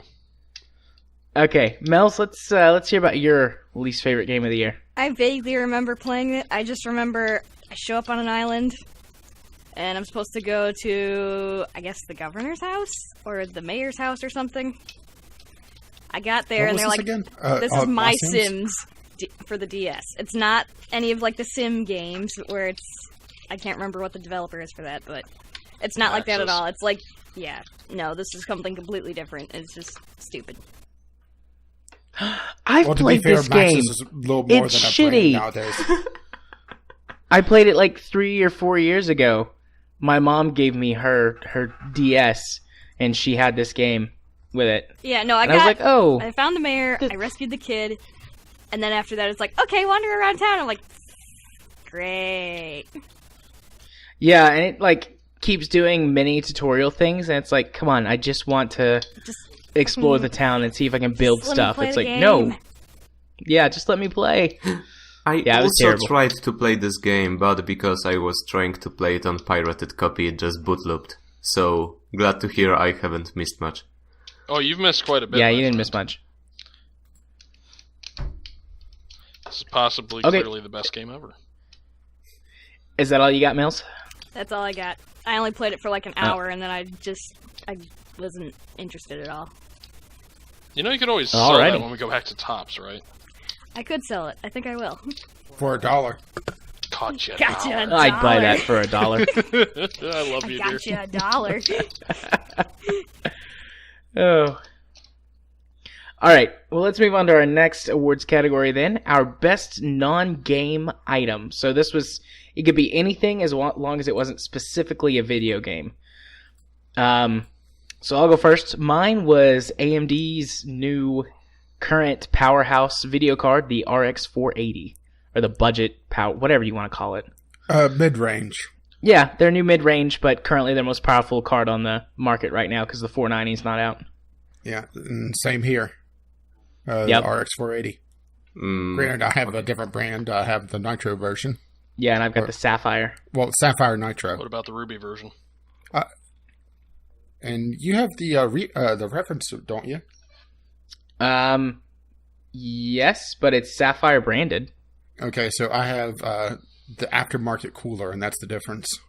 Yeah, Well, that and a factory overclock. right. Okay, Chmis? Mine would be Jabra Move wireless headset, which I'm using right now, even though it's wired. I can talk about it later.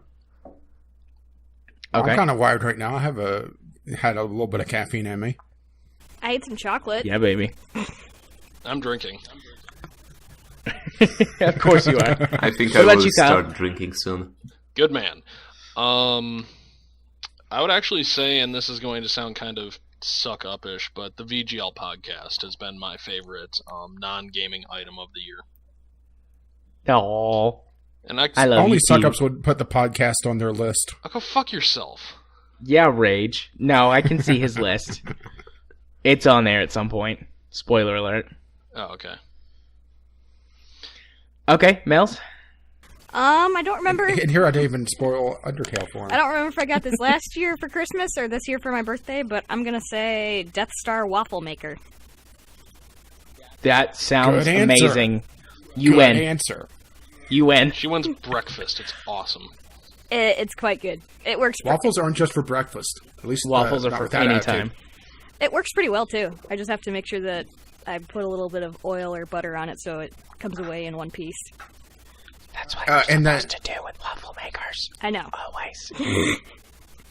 I never had a waffle maker before. Okay. Mine doesn't have to be oiled. We have a non-stick waffle maker, and if you don't put oil or cooking spray or something on there, they definitely stick.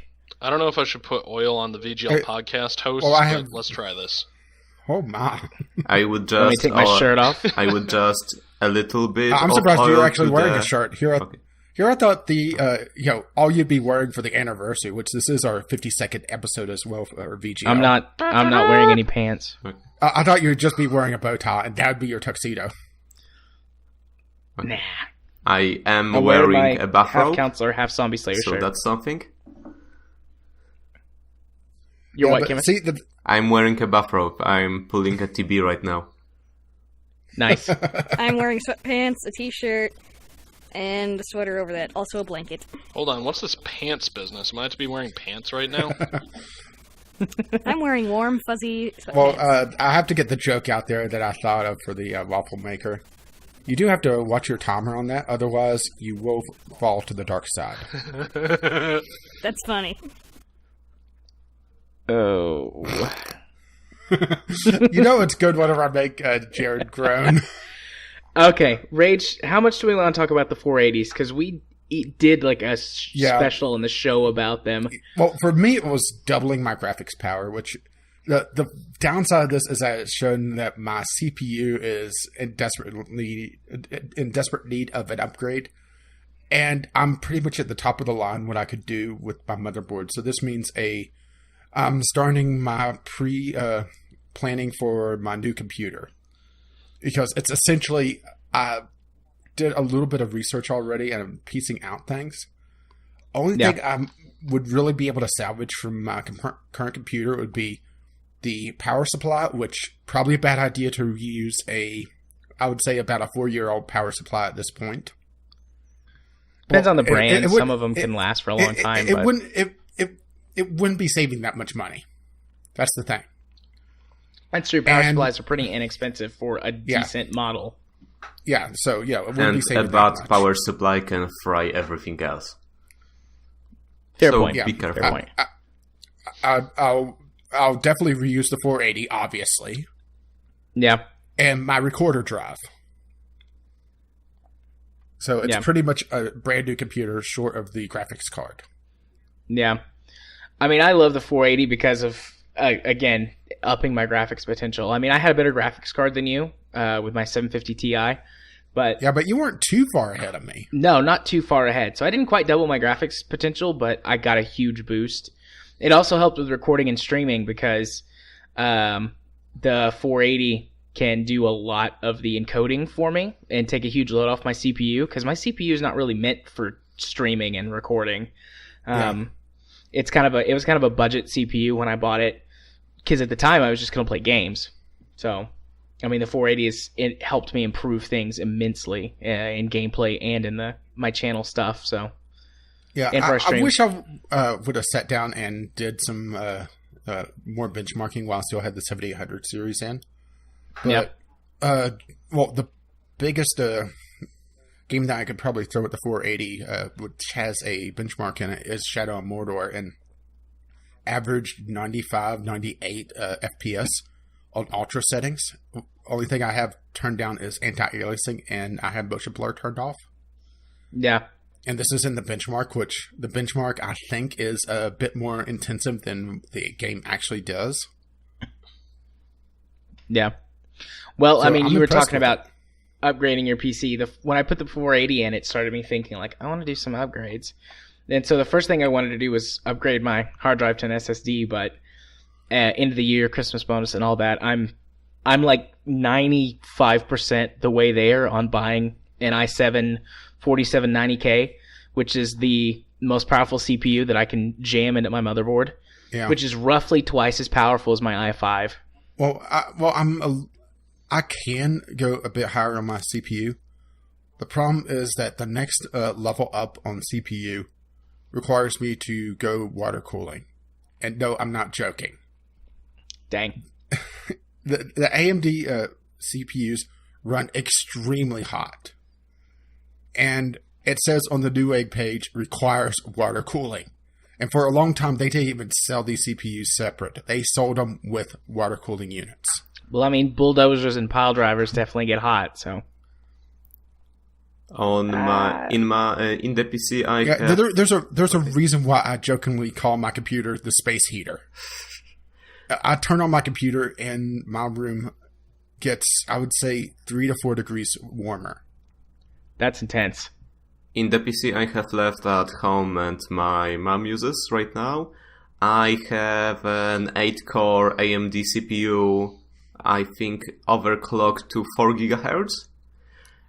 And Yeah, you probably have a rank or two below my CPU. yeah, and Because mine base is 4.2. yeah, and just to keep it relatively cool, I had to install an extra cooling system that turned out so big I had to cut a hole in the side of the case because it didn't fit.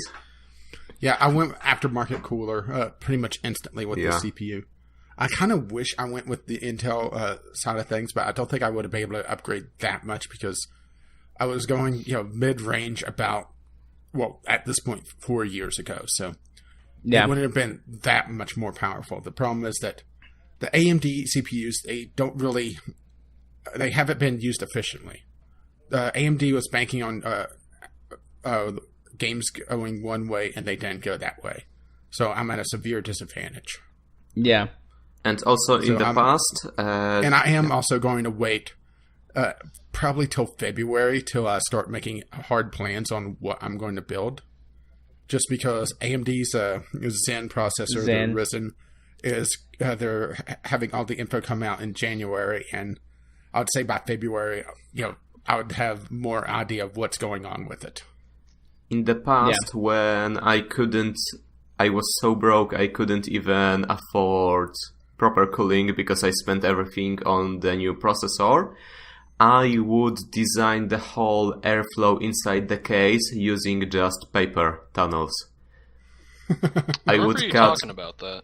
Yeah, I would cut paper in tubes and just manage all the airflow myself, and I managed to bring the peak temperature from 70 to 60 degrees Celsius, which you can do the math on your own. Jesus Christ. That's a lot. That's a big drop. Yeah. And that's running hot to begin with. I was going to say, 60 degrees ain't nothing to fuck with. Yeah, I think the FX series thermal throttles at about 60 to 65. So yeah. All right. Yeah, let's get off the PC portion of the podcast. Yeah, I was. Chmis, I'll let you go ahead. I just cut you off. Yeah. For some time, I was quite worried that the paper would catch on fire. What is the flashpoint of paper, I wonder? Fahrenheit 451! Which is above the boiling point of water. Okay. I only know that because of Ray Bradbury. Yep. Yeah. Well, all right, Chmis, what was your favorite thing? My favorite thing is the headset I bought a week ago because my old Bluetooth headset had some issues, and the issue was that I couldn't extend the right side because the speaker would just die. So I had to keep the right side at its minimum length, so it was quite uncomfortable, and if I just moved my head under a hoodie or something, then the headset would fall off. So I decided to invest a little, and especially since I often... At this point, I pretty much cannot give up Bluetooth in headset because I'm used to having no wires, but in some circumstances, Bluetooth is not really applicable, so I paid extra to have both options. So I have a Bluetooth headset, but right now, to make sure nothing weird happens, I have it plugged in via an aux cable. And funny story, after I played Necrodancer for something like 150 hours, and I was always wondering why golems make no sound. Turns out, I just couldn't hear them because of my shitty speakers in the laptop. They were just too low pitched, and I couldn't use Bluetooth headset because Bluetooth introduces a little bit of lag. Normally it's not even noticeable, but in a rhythm game it's unplayable. So this was the first time I actually plugged the headset via a cable. I played Necrodancer, and I was blown away because there was so much detail I have never been able to hear. And you're like, what the fuck is that noise? Exactly. What's that noise? Oh god, panic! I was so fucking scared the first time I heard the dragon. Yeah, which I think we didn't do the community picks for this. Oh, But we'll yeah. do it after Mel. So No, go ahead. Oh wait, am I... that is pretty much all I wanted to say. I love it. Okay, That's all I got to say about that. Chmis, tell us why you love us, or not Chmis, Kyle, tell us why you love us so much. Well, realistically, it's giving While me you guys something- jerk off. Yeah, hold up. Just, How did you know? that's probably a lovely soundbite. You might want to pace yourself there, buddy. No, realistically, I mean, what you guys have done here is fantastic. You guys have a wonderful community who is not only super supportive, but, I mean, I feel like this show is produced to a high enough caliber where you guys know just enough of what you're talking about to sound knowledgeable, but just enough of not what you're, on about to be entertaining. Well, that's a backhanded compliment. Well, no, I'm serious. I mean, and then beyond that, like, I've met a lot of people through the VGL community, and what's more, you didn't set the podcast to self-destruct and then just drop the mic and not tell anybody. Oh, shit! Shots fired! But in all seriousness... I wonder what he could be talking about. But in all seriousness... I don't know, but I'm sure it'll biff right out. Yeah, Wah, probably. Ba-ba-ba-da. But beyond that, I mean, like just the Friday night gaming, the Wednesday night gaming, which I'm around very rarely for, contributing to the podcast, it's all just been a magnificent experience, and honestly, it's been one of the highlights of my year, because this year has been pretty not with a lot of new stuff this year, I should say, I guess is the best way I can put it. Good way to put that, dear. Oh no, I mean you're still like number one, and we'll get to you as to the last category here, but shh, that's for later. Wait, Oh, what? my. Okay. Well, thank you, Kyle. I love you too, buddy. Aw.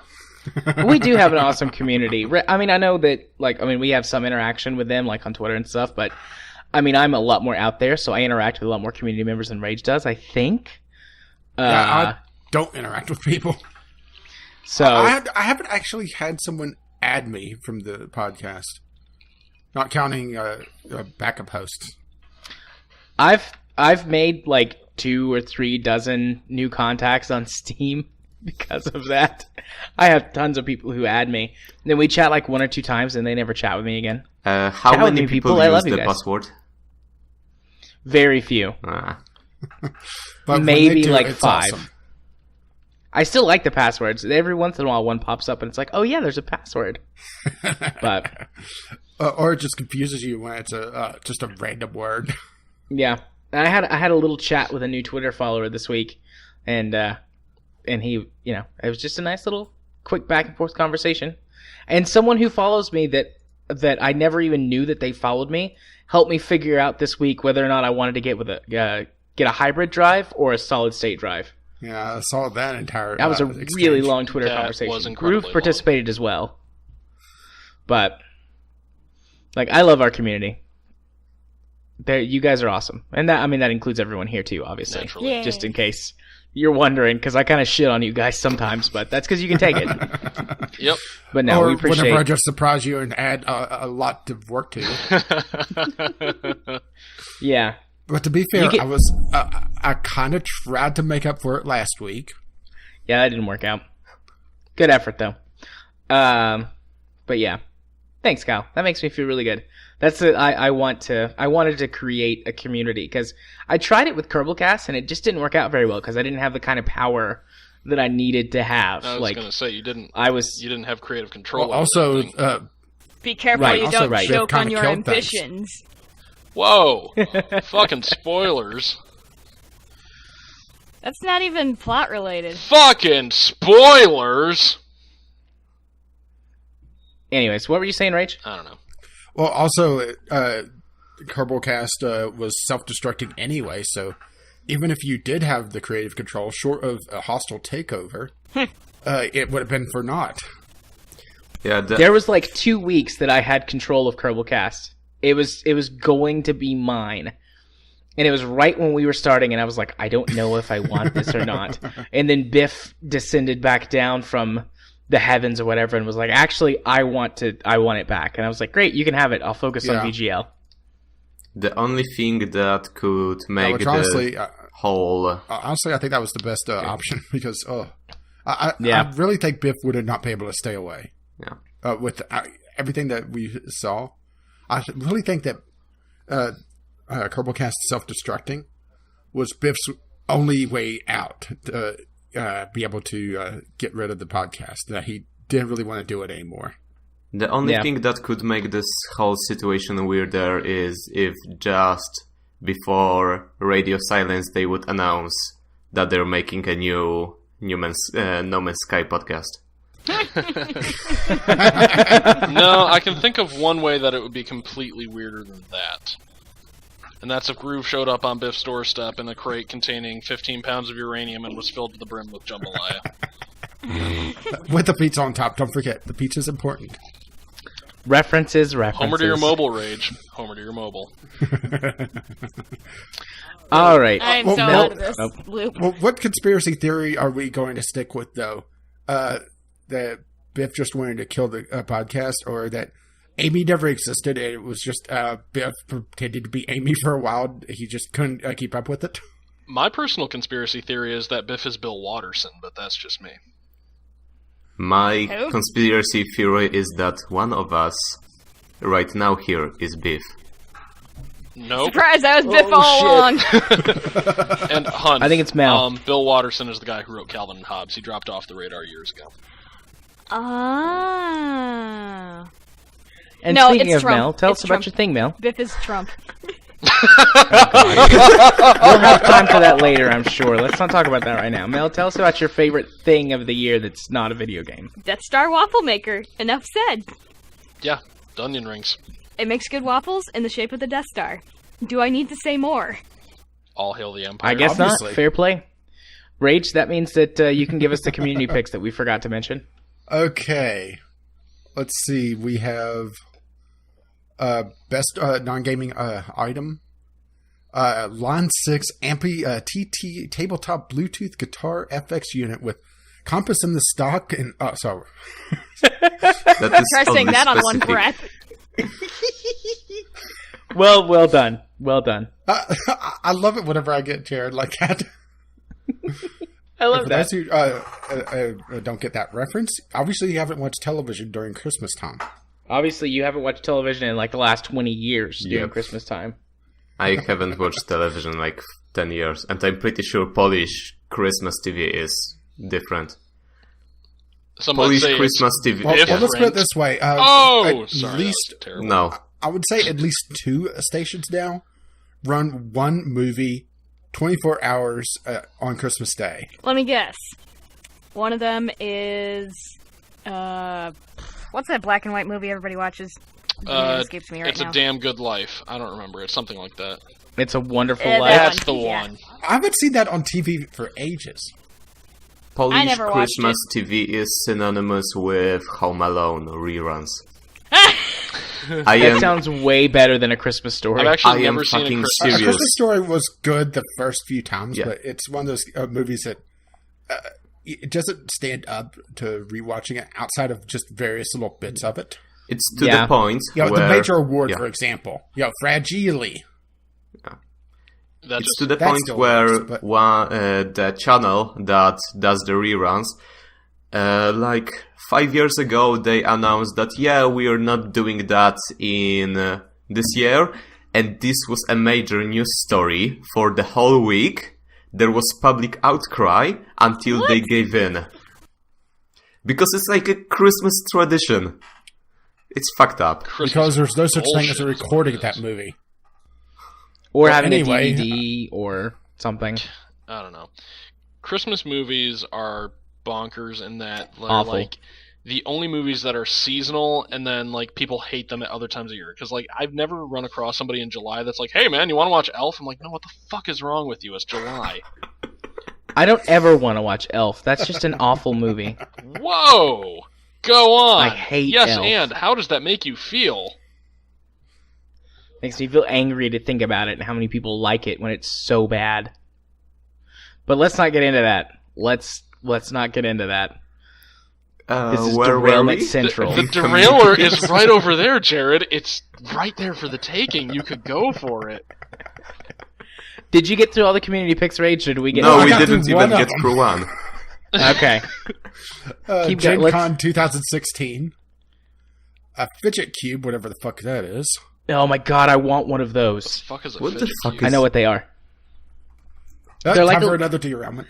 The fidget cube is like a little thing that's a bit bigger than a Rubik's Cube, and it's for people like me who like have to be doing something with their hands at all times, like they can't sit still.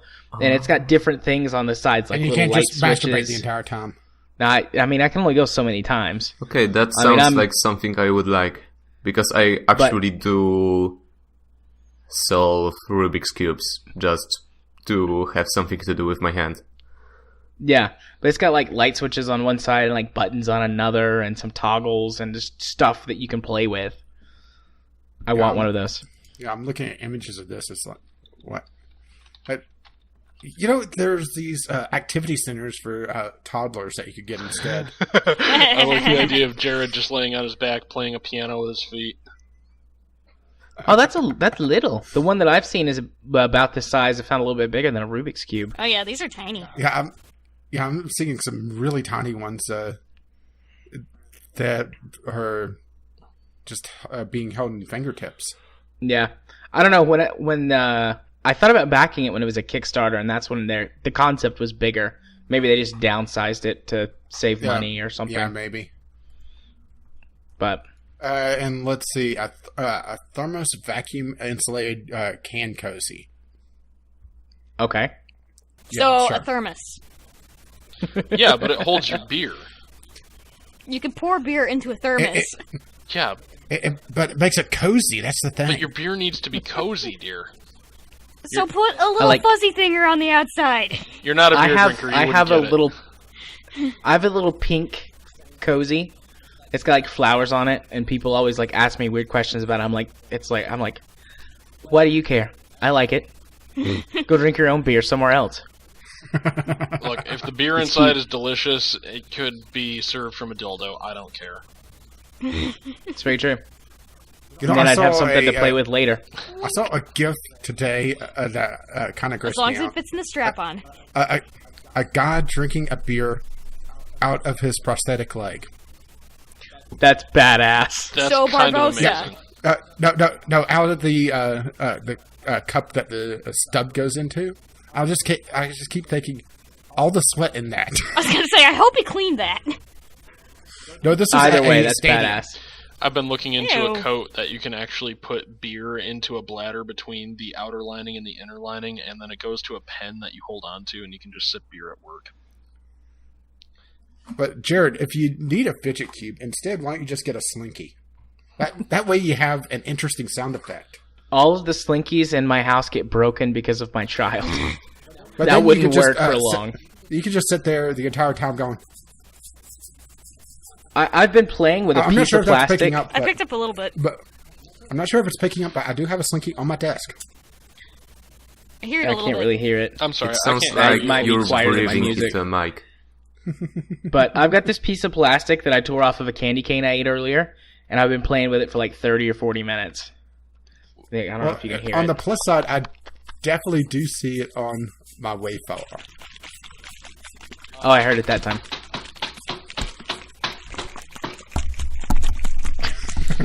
Welcome to the ASMR. Welcome portion to of the podcast. cacophony of noise segment of the podcast. All right, let's move on to the next item. Wrecking the camp. Hey, don't make me break out the harmonica that's sitting on my desk. If you can actually play a harmonica for real, you No, can I break can't. that out whenever you want. Harmonicas can't. are awesome. I can go get my cello. Only thing I can play is the saxophone. I don't have my French horn with me. Sad. Well, let's not turn into the music portion of the podcast. Let's go to the next item, which is the worst non-gaming item of 2016. Oh, I picked politics. Same here. I zeroed in on the U.S. election, but politics in general has kind of sucked this year. There were just a lot of shitty politics all around the world.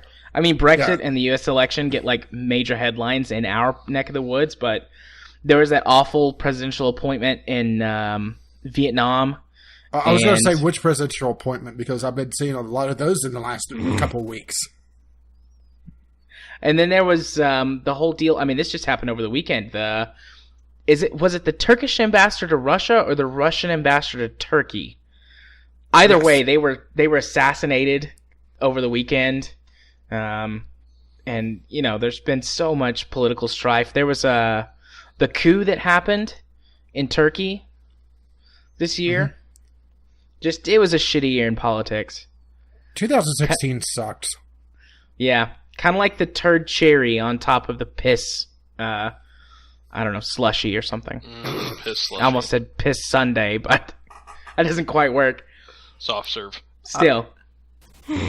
I had nothing on the list, but yeah, I'm gonna to agree politics.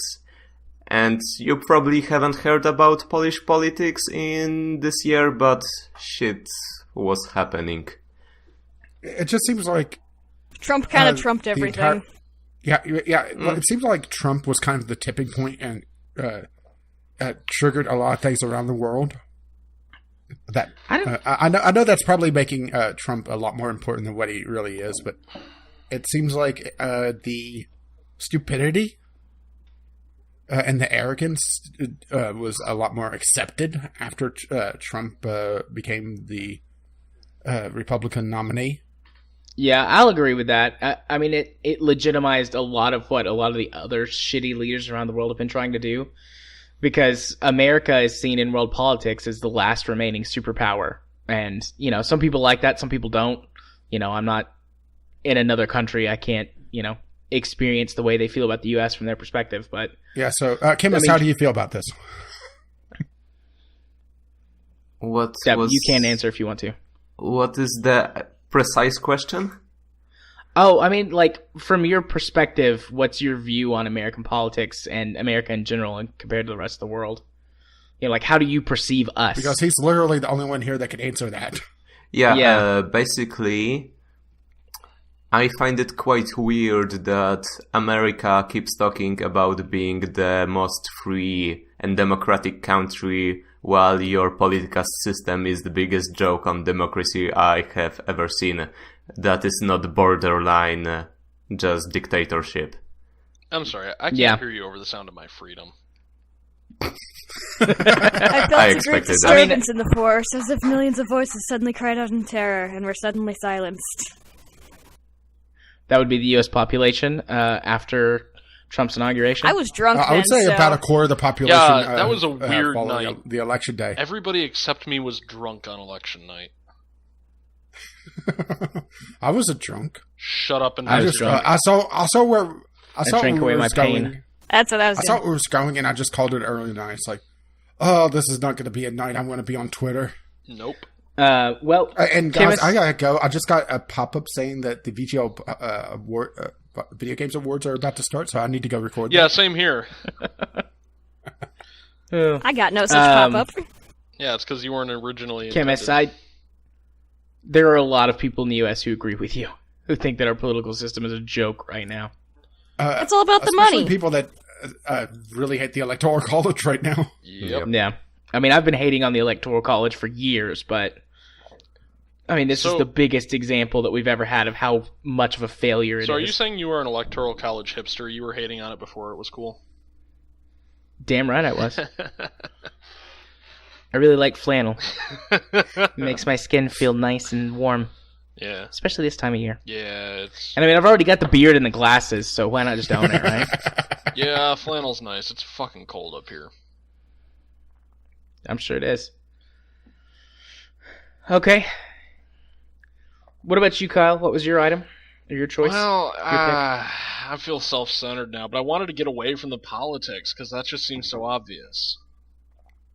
Right. My dog got fat. She snores. It's awful. And it was fucking preventable, too. That's how you bring it back. No, I'm not. That's the thing. Like, my mom will be like, oh, the dog is hungry, and then just be like, here's some medium wet dog food, go nuts. I'm just like, no, stop. You're making the dog fat. But yeah, politics sucks, but god damn it, my dog got fat. That poor dog. She's very fat. She's very fat. She's like a little sausage. She really is. She's like 20 pounds. She's Boston Terrier. My So you're saying grandparents. during the summer she's a hot dog? Yeah. My grandparents' kind of dog do you have? neighbors. Boston had- Terrier. Okay. Okay. Go, Chmis. My grandparents' neighbors, I think, had a dog that was, I'm pretty sure, wider than it was long, but it was able to go around the whole neighborhood and just convince people that it was starving, so everybody gave it food.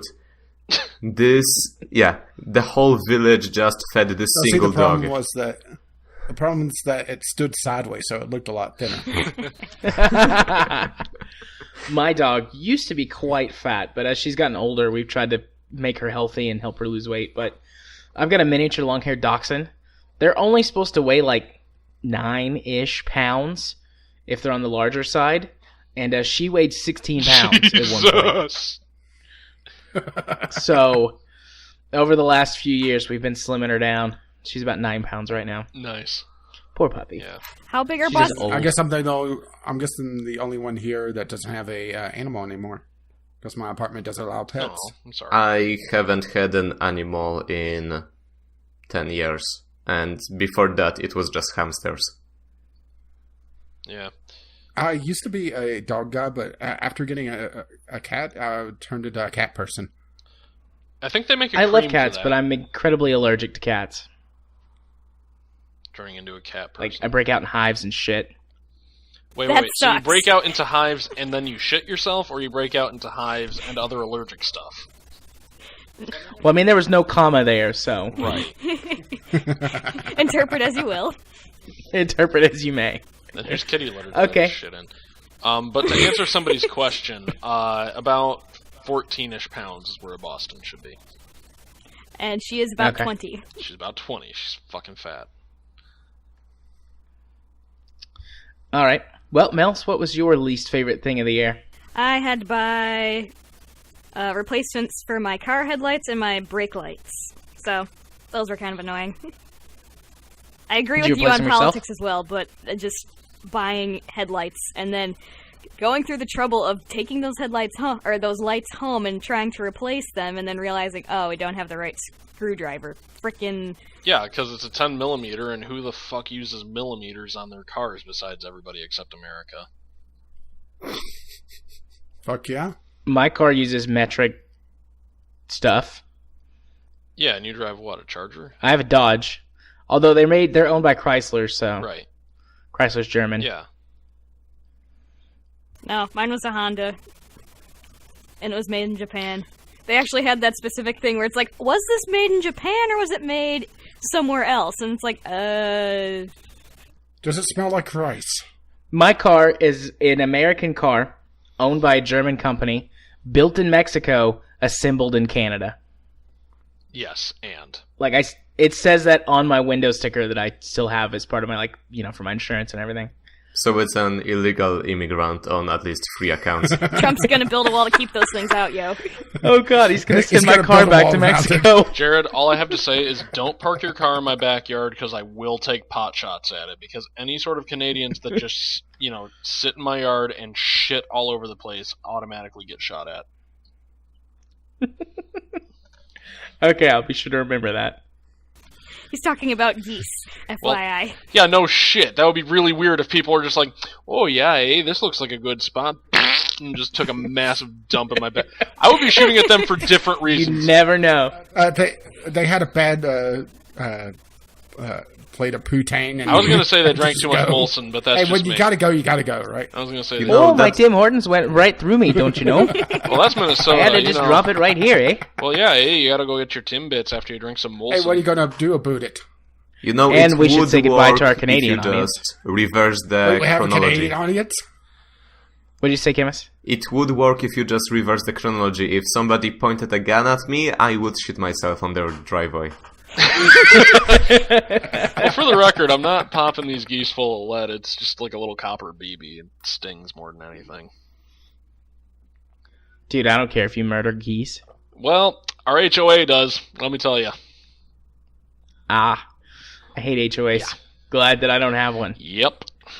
It's a pain in the ass. Would never move to a place that had one. Didn't really have a choice. We moved here, and then an HOA just kind of sprung up around us, but that's a story for another time. I suppose so. All right. What are our community submissions for worst thing of the year? Okay, a Padgene Bluetooth camera smart wristwatch phone. Shit.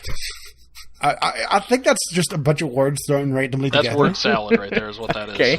I'm still waiting for the Samsung S7 Galaxy Note, whatever. No, Galaxy see, the Note people 7. that bought that are dead. Yeah, I was going to say. Probably. It was weird that they chose I've Allahu seen the Akbar GIF, as like their startup thing. That was really weird. No, my favorite Galaxy Note meme was Spider-Man 2. He's talking on the phone, and he's talking about, hey, I got this new Galaxy phone, and it cuts to the point where he gets a grenade blown up in his face. That's wonderful. Let's see. Heading back to school, someone said, don't know, and then bills. Yeah, bills suck. Bills do suck. Yeah, but here's the thing: is that if that's your worst non-gaming item of the year, I'm surprised. that's a pretty good year. I'm That's surprised true. Trump didn't show up. Politics, yo. Maybe they all knew we were going to pick it. Well, I we can. just say more politics in general, but yeah. I would just like to say that the phrasing "your worst not gaming item of the year" kind of suggests physical item. So True. people may have not thought of that. I didn't think of that before we started. Okay. Well, that's why That's you got to fair. listen to the podcast, because we did go over this. We'll take that on for next time. Reword some of these. Well, see, here's the problem: is that most of these used Jared's exact wording, and I didn't reword most of them. So what he's saying is that I'm a bit shit. Okay.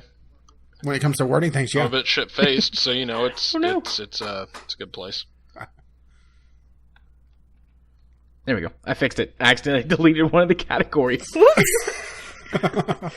Hey, I realize that you're in pain from how long this podcast is going to end up, but deleting categories is not going to help. Yeah, we only have 4 more.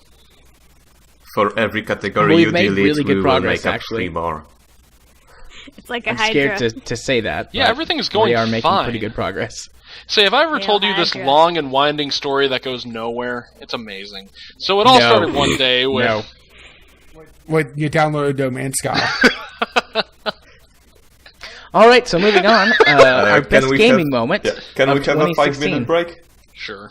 Yeah, we can take a break if you need Yeah. one. Okay, thanks. Yep. See you Okay. on the other side. All right. Well, might as well capitalize on this opportunity. Go pee again. I guess I'll go top off water again. I should probably go top off my water.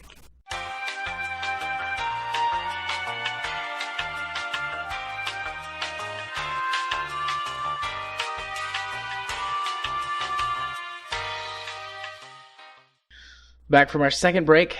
Moving on to our next awards category.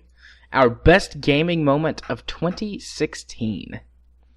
So my best gaming moment, and I hope this is probably going to get an awe, maybe, is playing games with my kid for the first time. Aww. This year he was old enough to actually... This year he was old enough to actually play games with me and like really engage, Aw. as opposed to just sitting there watching. So we've played Spin Tires and Train Fever and Transport Fever and Forza, and we played No Man's Sky. That was probably the most enjoyable part of No Man's Sky because he liked all the pretty colors and wanted to fly the spaceship. So, in other words, he has the same appreciation of No Man's Sky as a stoner. So Pretty are you much, saying yeah. No Man's Sky was built for toddlers? Maybe. And I mean, honestly, he was about as good at flying the ship as I was, so, who was I to not just hand him the controls? There you go. How Or what good pretended is to he be at controls. He's never watched me play Eve, Eve? Oh, weird. but that's going to happen. Yeah. He's just going Usually to I play run all Eve your when- spreadsheets.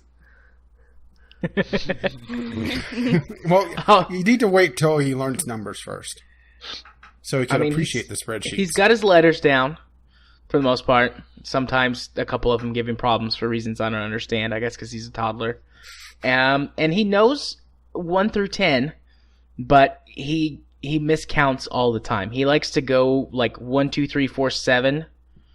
I don't know what his problem is with 5 and 6, but we always skip to 7. 5 and 6 are just a bunch of dicks. Well, I'm a little surprised because 7 is more important because 7, 8, 9. Oh my god. I was going to say Yeah. I'm a little surprised because most people are scared of 7 because of that. He's no fear. That kid's got no Well, fear. maybe it's prime numbers. He made 7 his bitch. Wait, Jared. I would just Well, like if to it was point prime out. numbers, he would have 5. I would just like to point And out no 4. And no 1. that there is a very legitimate possibility that this podcast will live on long beyond how old your son is right now. And he might be listening back at some point and be thinking, alright, so what did Dad think back on the 21st of December, 2016? Yeah, he made 7 his bitch. I'm just waiting for him to nod in agreement like, yeah, I did make 7 my bitch. On my deathbed. All right, son. I did this podcast back in the I day. did this for you! It was all for you. There's 15 years worth of audio. You must take the mantle. Oh, 7 your bitch. that's giving me like weird feelings. Like some of them like positive, like yeah, I'd pass this on to my kid, and then some of them like, oh my god, that means I'm dying. Well, at least it's not like, oh god, my kid's listening to this. I better shut up now. Nah, I don't care. Well, let's make him feel welcome. Fuck.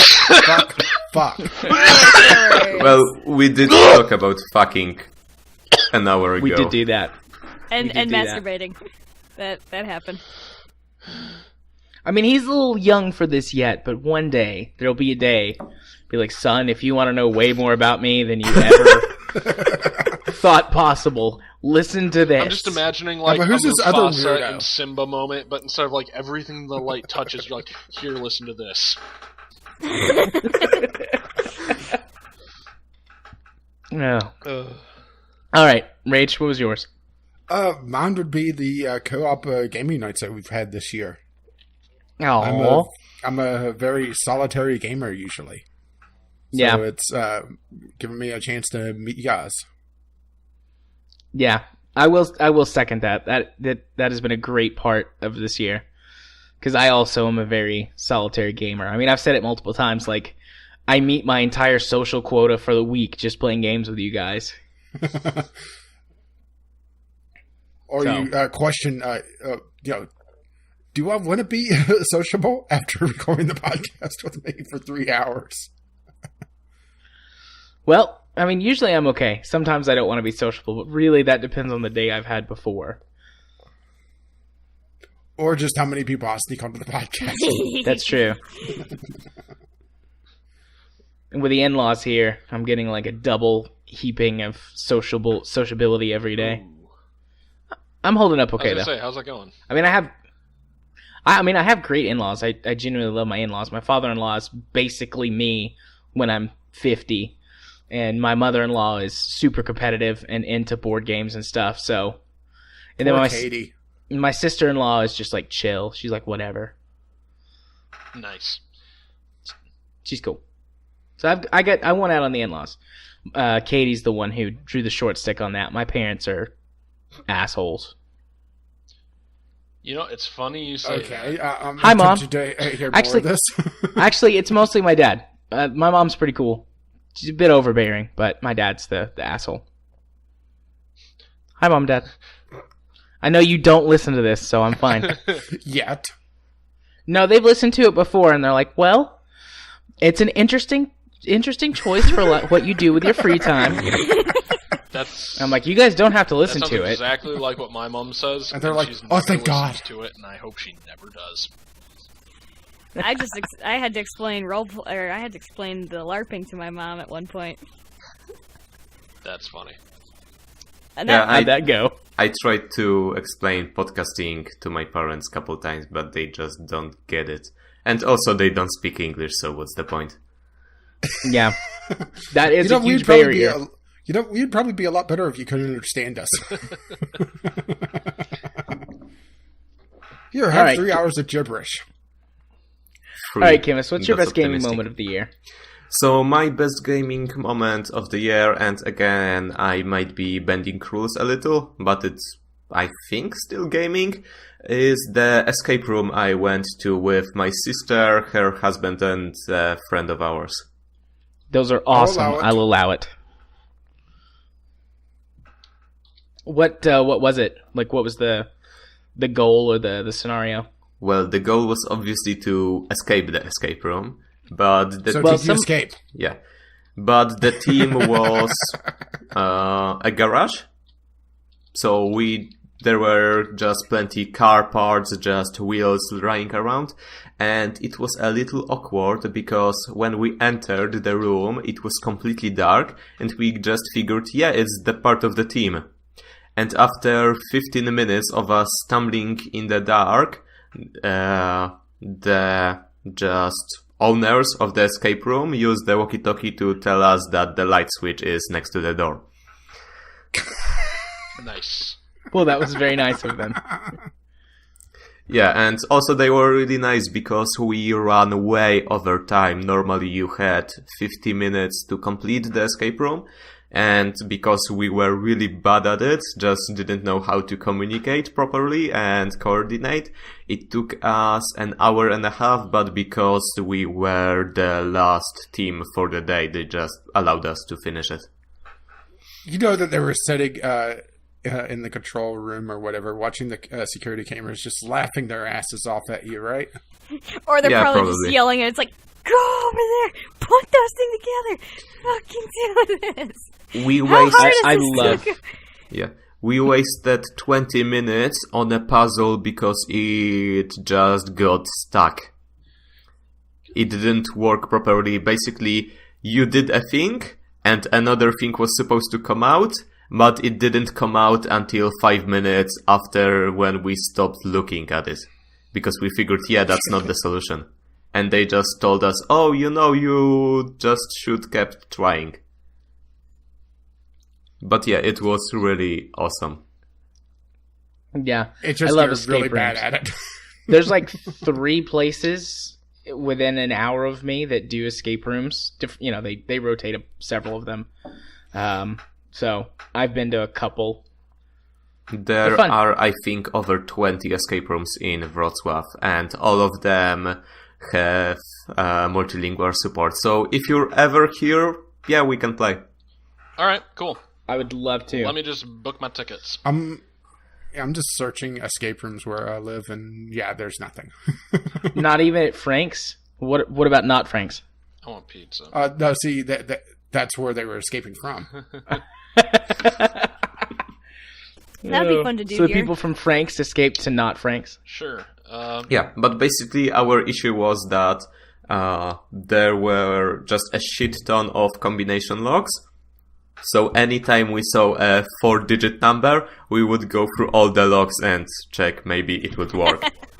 And I solved a puzzle, I knew the combination, but it didn't work because there was another log hidden somewhere, and we wasted another 15 minutes, which ended by my sister saying, oh yeah, there is like another key there, you can use it.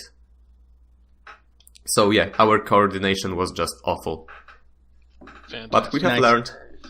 Nice. My blah blah blah. Out of the 2 that I've done, the best one was like a James Bond themed one, and it was based on Casino Royale. So like all the puzzles were based on casino games, and nobody in my group knew anything about gambling except me. So like I felt like a badass just because I knew, like, I know how to play poker, I know how to play blackjack, I know how to play this or that. The only game I didn't know how to play was Baccarat. Yeah, Baccarat's a pain in the ass. But it was fun. All right, Kyle, what was your best gaming moment of 2016? Well, broadly speaking, getting decently drunk and going on with the VGL community for game nights. More specifically, the flamethrower. Star Wars Can I RPG. make this into a Where the Star Wars flamethrower? RPG goes completely off the rails. Oh, yeah, and I mean, part of that was just, and Ghost, sorry, but I think you knew this, part of it was just seeing what I could get away with Ghost as a GM. But the other part was like, hey, it's alcohol. I'm a technician. I want some pork. Flamethrower, let's do this. It was brilliant. I thought it was pretty clever. And the fact that it worked. Well, that and the fact that we failed our way into success was fantastic for that, like, hostage situation. I love when that happens. I've been running Star Wars RPG campaigns with my in-laws. They love it. Yeah, and the Star Wars RPG I did with you and Katie. Yeah. The thermal detonator. I failed a roll on throwing a thermal detonator. So, it was, I didn't press the button. Alright. A couple turns later, they realize that there's a thermal detonator at their feet. They pick it up, press the button, go to throw it at us. And the droid gets shot in the arm and drops it, and they explode. Sounds right up there with, I'm trying to learn the Firefly RPG right now. So I should be good enough. I could probably run a campaign in that soon. So if anybody wants to be my guinea pig for that, just let me know. I'm always your guinea pig. Interesting. Dear. Yeah, I know. Wink. Gonna have to go watch Firefly again, though. You don't necessarily have to, because actually, I've got the book right here. No. I'm looking for an excuse. No, I'm saying go for it, obviously, but you don't have to, because they role play the episodes like you can do. I'm trying to read up on one, like, Out of Gas. I'm really interested to see how they would do that one as an RPG. Welcome to the Obviously not all flashbacks. Simple. You get on and push. Yeah. welcome to the Very Old quick. Fox Shows portion of the podcast, in conjunction with a big ass role playing book I'm reading. But yeah, so it's like random stuff like that where it's like, yeah, it's not what was intended, but it's just funny. Like, also up there would be when Jared's stream failed because he couldn't quite get Spin Tires and Twitch to work well together, and I convinced him to hold on for just one more second so I could give him just pittance and fuel, because god damn it, I hauled that fuel underwater to him. Yeah, you burst out of the forest and get AB 7 liters of fuel and then rolled off. Yep. Yep. Yeah, 7 unfortunately, liters Spin of fuel. Tires is very unstable on the multiplayer side of things. Yes, it is. It is. Fun. Especially if Jared's hosting. Fun. But Yeah. Well, I'll be talking about that soon. Oh. Rage, you can see the list. You know what my Yes. worst gaming moment is.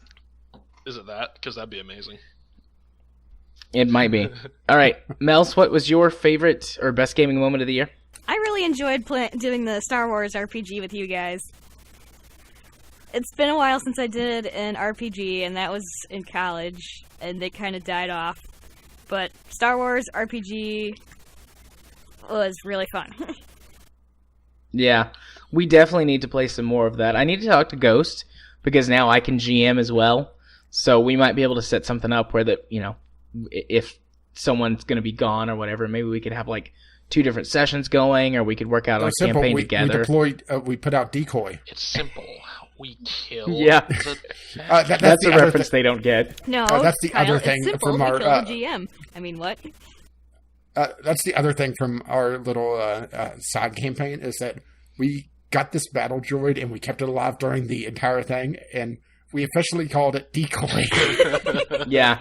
And because the group is so small, with there only being 2 of them, I'm letting them keep decoy, and he's going to rank up to a rival class character and stay in their party. Nice. And if he survives long enough, he'll become a full-blown PC, Nice. or player Yeah, character. we're gonna have to. I still want to introduce decoy to the full RPG night. You can. Sure.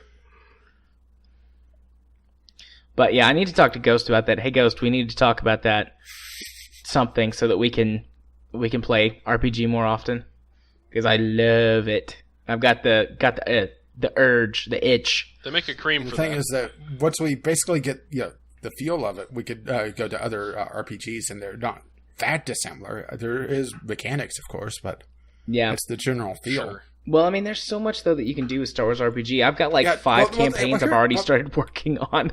Well, that's the thing with Star Wars, just in general, is that you could throw a lot of stories in it and just make it Star Wars themed, and you have a Star Wars story. Has anyone seen the Yeah. new movie yet? Yes. No, Good. supposed to see it this weekend, but didn't get to. Yeah, it was awesome. I went to the Alamo Draft House. It was very good. Melz bought me food. Well, I did see a writer of one of the subreddits I go to complaining about how his spy novel was exactly like the plot.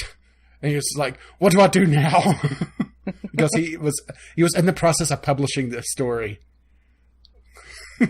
I would be interested Yeah, in reading that's that. why I was would talking be- about depending that. on what setting it was, I would still read that spy novel, because I would love to see I how would that too. would play out in like the Cold War, because Well, we were saying that it wasn't Star Wars themed, but it was the same idea, the same essential plot, but at the same time, the plots are kind of generic once you boil away all the Star Wars elements. yeah, and not to mention that George Lucas Steal had shit.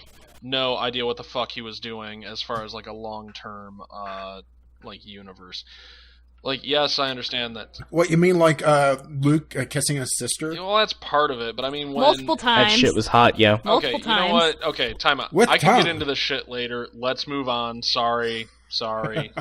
Wow, Kyle is moving the podcast Drunk along. Kyle, I well will done, add, sir. is moving along the podcast, Mr. Fucking Well, Caffeine. it is 1:30 in the morning, so we're Yeah, on it's my not. time now. American Well, time. we're talking about America. freedom, Tom. We're talking about freedom time. Freedom! Fuck yeah! All right, Rach, what were our community submissions for worst gaming Best moment gaming moment. or best gaming moment? Let's see. Landing on Duna, then returning home. Star Wars RPG on Tabletop Simulator. Yes. Yep. That's probably Ghost. Neb winning StarCraft 2 Kappa tournament. No idea what the hell that Oh is. yeah, that was classic. Me neither. And then Edge of the Empire shenanigans. Yes. Nice. And Okay, well, the next category is worst gaming moments of 2016. And my worst gaming moment is kind of like a collaboration of multiple instances of this thing happening. I went through a period for like, I don't know, a month, maybe. I never figured it out. I don't know if it was my internet. I don't know if it was something wrong with my computer. I don't know if it was the games that we were playing. But every single time I tried to host a multiplayer game, it would crash. Rage and I lost a couple of recordings because of it, and a stream died Well, to because be fair, of it. one of those I warned you not to do the thing, and you did the thing. I did do the thing. That was my fault, but I didn't realize how little time I had to be alt-tabbed out of Yeah, I will Spin admit that I Tires. was kind of pissed on that. I was right up Yeah. until I was able to fulfill my fuel-giving duties.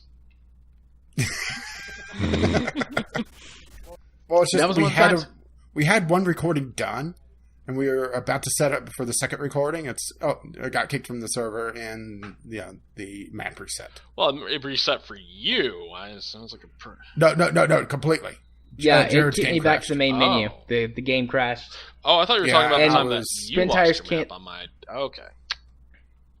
No, and Spin Tires doesn't save the your multiplayer progress on a No, map. it's not. So it's just gone. But like that problem was happening, and now it seems to be gone. And I didn't do anything. Like my first guess was that there was something like my CPU was acting up because I was getting these crazy high CPU usage numbers, and nothing that I did seemed to fix it. But then that just went away. I'm guessing it was Windows 10. Actually, I'm gonna blame Windows 10 because there's been an update since then, and it's not been happening anymore. Sure. Fucking Windows 10. As you do. All right, Rage. Well, for me, it was the entire saga of my gaming mouse dying, and not just the mouse itself, but all the bullshit surrounding it. So, strap in, folks. We have a story to tell. This was happening while I was playing Skyrim as well, so I was already in a poor mood.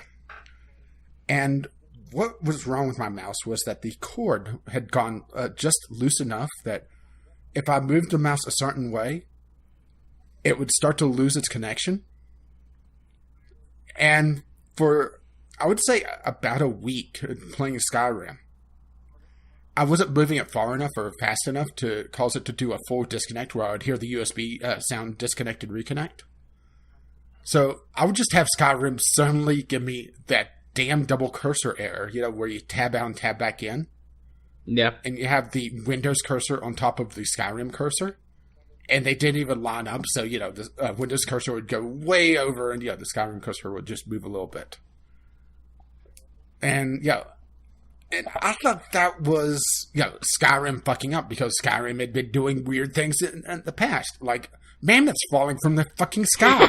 Wait, you guys don't get raining mammoths over on the west, or over on the East Coast? Nope. No, we get them all the time here. Sorry, I'm not far enough north for that. Yeah, I guess not. I really liked how in Skyrim, if you got hit by a giant at low enough level, you would fly just way up, and under correct circumstances, you would get an error based off just integer overflow. I've never had it where a giant hitting me didn't kill me outright. Yeah, but you would get hit, but then it would turn on ragdoll, and the ragdoll would just fly way the fuck up.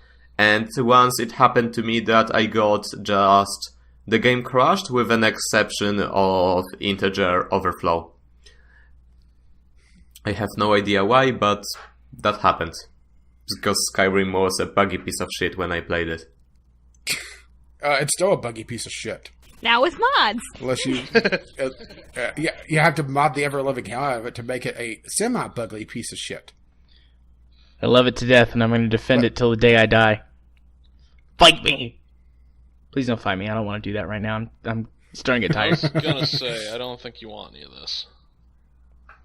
You can love me, though. Well, anyway, I eventually got to the point where I was moving the mouse around enough where I was starting to hear the USB disconnect sound. It's like, okay, something's disconnecting somewhere, and it's causing Skyrim to fuck up. So I install a program to watch my USB connections, and then I see it's the mouse. And playing around the wire, I was able to get it where the LED on it, for the sensor, would flicker. It's like, son of a bitch, there it is. That's the problem. So I decided, let's try cracking it open and see if there's anything I can do to fix it. I guess over the years, it's kind of fused together. I could not crack this fucking mouse open. I got one screw out, and I went to unscrew the two more, and they were locked.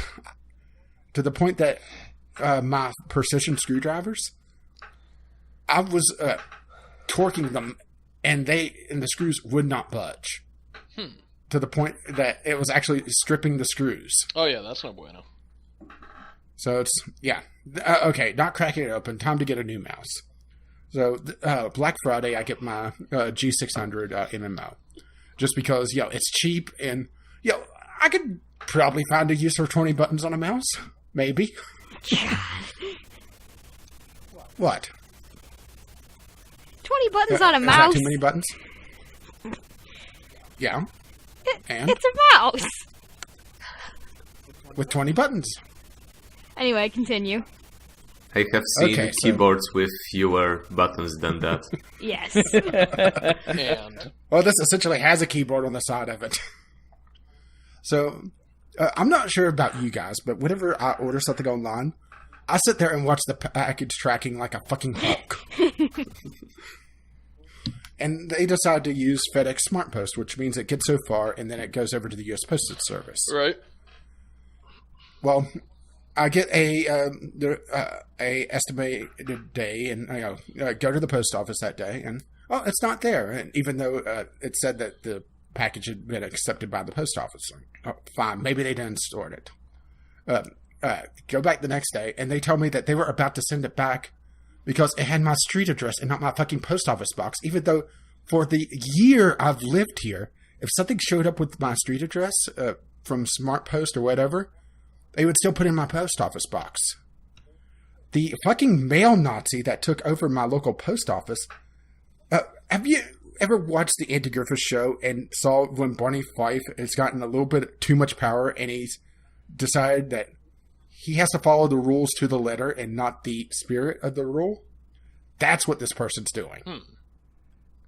I don't know An absolute if this bitch. Translates directly to English, but in Poland we call it an Italian strike, where you just follow the rules to the point where you're useless. Exactly, and that's what this person's doing. They're following the rules to the letter, saying, well, and that's the thing, is I'm not even sure if they're making this up or not, because, there's nowhere I've been able to find that said that if the package doesn't have a post office box label, you have to send it back via post office rules or regulations or whatever. So, thankfully, I got my mouse, but now I had to redo all my addresses online to make sure that I have a double line address with both my street address and post office box, and I really hope that doesn't bounce something because it still has my street address technically. Because I haven't tested that yet. But yeah, fuck the U.S. Postal Service and fuck that particular postmaster in particular. If they're listening to this podcast. I found out that my Steam billing address has a typo in my name. And I've just never noticed. It's Dominic instead of Dominic. Oh. But yeah, that's my, well, technically not a gaming moment, but it's still a gaming item. Yeah, I mean, it's related. All right. But it also ties into, my annoyance with Skyrim in general, because I was dealing with a dying mouse at the time, and I had to go to my backup mouse, which is this little Microsoft thing, and it's a lot smaller than my old mouse and even my current mouse. So it felt like I was going to break it the entire time. All right. I see. Well, Chmis, what you got? My worst gaming moment of the year, for ending with both a bang and a whimper, me dropping my phone playing Pokemon Go. So that's why you're so See, salty. Pokemon Go does kill. Phones. Yeah, basically after the patch I used Pokemon Go as mainly my fitness tracker. Just keeping it in my pocket, racking up kilometers, and every time I passed by a Pokemon it would just vibrate and I would take it out. And one time I just tripped on uneven pavement and smashed my screen, which cost me almost half of the price of the phone to replace. Yeah. Dang. That wasn't nice. I don't want to talk about it, let's move on. Okay. Okay, Kyle, you're up. The Civ 6 religion system is my worst gaming moment of the year. Okay, do tell. Okay, so I railed on this. I have a feeling he's going to. I railed on this a little bit earlier, and I'm going to keep it nice and short because we're bumping up on the 3-hour mark. We're only at 2 hours, 2.5 hours right now. I guess. So go for it. Okay, so basically, with the change in how city-states work, Civ 6 has to have another victory condition other than political, or diplomatic, I guess is what it was called in Civ 5. So, basically, what you have to do is convert a majority of every other civilization cities to your religion, which is a lot harder than it sounds because a lot of them will fight back with religious units of their own. Now, the kicker is you really can't make these things. You always have to buy them with faith.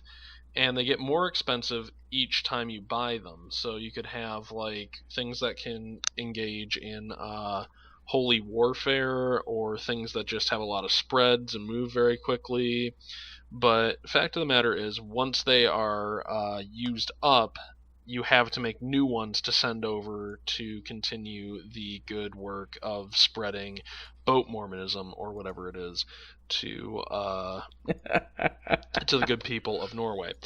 So what ends up happening is these units also can't heal, so if they get into holy battle, they're pretty much screwed going into enemy territory, especially if you're going up a bunch of like inquisitors and apostles and whatnot. So, number one, it's not really a military victory, so you're not really establishing a foothold on the other continent. You can only get so far before people really start pushing back against you, and it takes time to get these units over there, so you have to coordinate offensives.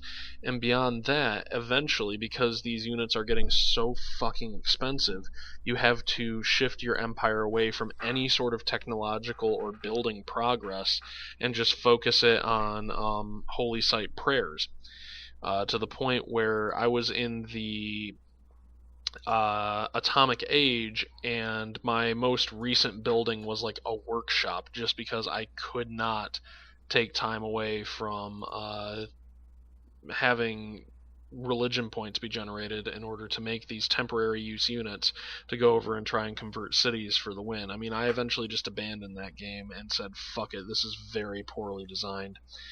So I don't know if that makes me a quitter or the system just terrible, but I would like to think that it's the fact that they didn't really think out this whole religion as a victory thing too well. Listening to you to describe that, I think I disagree. I think they figured out religion pretty perfectly. It sounds like how religion works in the real world. I get that. It mimics it. But, and here's the big but, as a gameplay mechanic, it does sound kind of shit. It's not fun as a gameplay mechanic. I think they did a good job. Yeah, realism sometimes doesn't play all that well. Pretty much. Fair play. I mean, like I said, I get it, don't get me wrong, but the more I think about it, the more I think it's... But can you dig it? Can you dig it? The more I think about it, the more I think that they want you to go on some sort of crusade bend where you're not only converting cities, but you're conquering other civilizations as well. Because that's really the only way I can think to do that, because the biggest problem was the transport time to get from A to B, and I didn't exactly have a military to go toe-to-toe with anybody else on that continent besides Spain, but Spain was being overrun by barbarians, and I didn't want any part of that. I don't know. All right. Personally, it just left a very bad taste in my mouth. They might fix it later, or I might come around on it, but as of right now, the religion system in Civ 6 is terrible. All right. Good to know. Melz? I don't really have anything for this category, except when Kyle decided to use one of his spies to steal my artwork from that one Civ game. But even then, that wasn't too bad, because I had a great artist sort of sitting in the wings, and she couldn't do anything because all my spots had been filled up anyways. So he stole that, and I'm like, oh, I can. Did he steal the roof of the 16 Chapel? No. No, and that's honestly not the worst thing I did with my spy to you, dear. I don't know if I admitted this to you or not, but you remember violent uprising? Yeah, yes, that was me. I caused that. It's just like, suddenly there's barbarian knights in my city, and it's just like, where the hell did these come from? I don't understand. Came from Rome. This is one thing looks really interesting to me in Civ 6, because in Civ 5 the spy system I think is pretty much useless. It can be. And that was one thing I found interesting about Beyond Earth, I think it was called, that you could actually do stuff with spies, like make uprisings or call those giant fucking earthworms to level the entire city. Yeah, and beyond that, it also helps you out with whatever victory condition you're trying to do. Like, when I try to do a culture victory, I don't even bother with gaining that many great artists. I'll just steal everything not nailed to the floor and some of the shit that is. And throw it in my museum. Or the ceiling in this case. Yeah. And I mean, like, it's a really good way to actively screw over your enemy without them necessarily knowing what it is. And the more advanced your opponents are, the harder it's going to be for them to keep all of their anti-espionage plates spinning at the same time, to the point where, unless you are very close to victory and you need to prevent things from blowing up, it's always worth it to put your spies on offense. Yeah, in Civ 5, the only time spies would be useful if you were quite beyond tech, so you could steal the techs. Because if you were at the same level, then the progress would be way too slow, and if you were advanced, then obviously you couldn't steal anything. And the other two things that you could do is negligible bonus to tourism or city-state relationships. So at most time I didn't bother, I put them... Who else you had? Sorry, it really depended on who else you had in the game on the city-state side. Because if Alexander was there, you could really fuck with him. Well, Alexander I usually introduced to the miracle of uranium-235 smacking into each other. But easy there, Gandhi.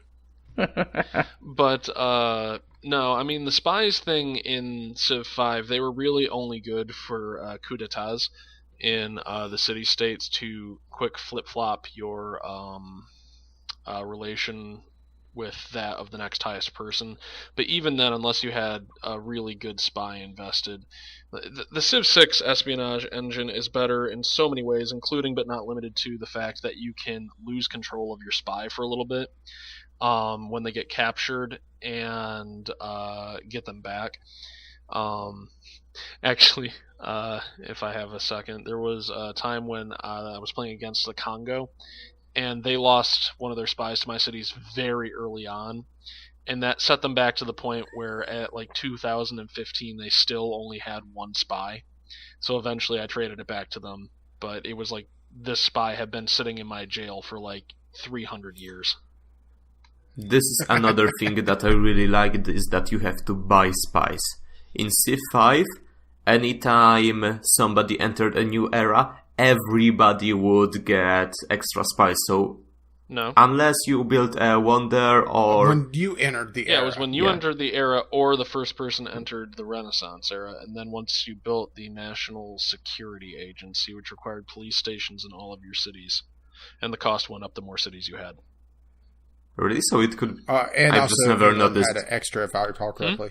Every time I played, everybody else had the exact same number of spies, so it would just all cancel each other out. Yeah, and it also depends, like I said, what you're using your spies for. For me, it would be, I can leave this spy in this city-state for 30 turns and get 10 influence points, or I could just complete one quest and get 50 influence points. So what's the point?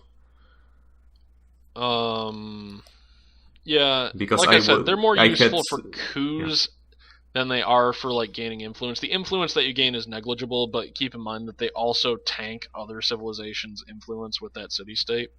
Not to mention, when you do a coup, let's say that they had 112 influence and you only had 80 and you pull it off. Well, suddenly you have 112 and they have 80, and then you can keep pressing your advantage at that point. I think we're getting to the point where we should probably think about getting to the community submissions, because I could talk about the espionage system for a long time. Yeah, I was going to step in pretty soon. I was, I was enjoying the conversation and not having to do much work, but... I was going to step in soon. Okay, so what's our community submissions for this topic? Or for this worst this gaming award? moment? Yeah. Okay, just making sure because it's been a while. Yeah. KSP, every time I forget to put a parachute on a craft. Ooh, yeah. I know Yeah, that that's a good one. 6 weeks without a PC due to a processor crash. That's definitely Ghost Shark. Maybe. The canceling of Allison Road, which was a first-person indie horror game, which it looks like it actually isn't canceled, or it was uncanceled, just doing a quick search. But I didn't search enough to really look into it, so... And also Simulator Sickness from VR. That one's got to be Jim. Yes, Jim. Yeah. Cool. Okay, let's move on to our next awards category, the Best Game Club Game of 2016. How many Game Club games did we manage to do, Rage? Let's see. 1, 2, 3, 4, 5, 6, 7. We had 8 because I included Crimson Skies. Right. Okay. And someone's echoing. Hello? It's probably Mel. Yeah, that's going to be fun to edit. Maybe. Sucks. We'll see how much it pops into someone's audio recording. I'll figure it out. I always do. So my best Game Club game for 2016 was Skyrim. I had Rach? Bastion. Chmis? Oh, Sebastian. Kyle? To the moon. Melz? Also to the moon. Okay. And our community submissions?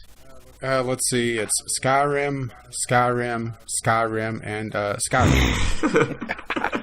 Yes, the community is with Or me. you stacked the I want to Yeah, hear. but we haven't been counting that for the total. No, Russia people, just so- hacked the ballot box. Yeah, no, I know. I was gonna say though, I want to hear you and Kyle Melz talk about your pick to the moon. Well, I know why Melz picked it, but I Delicious salty tears.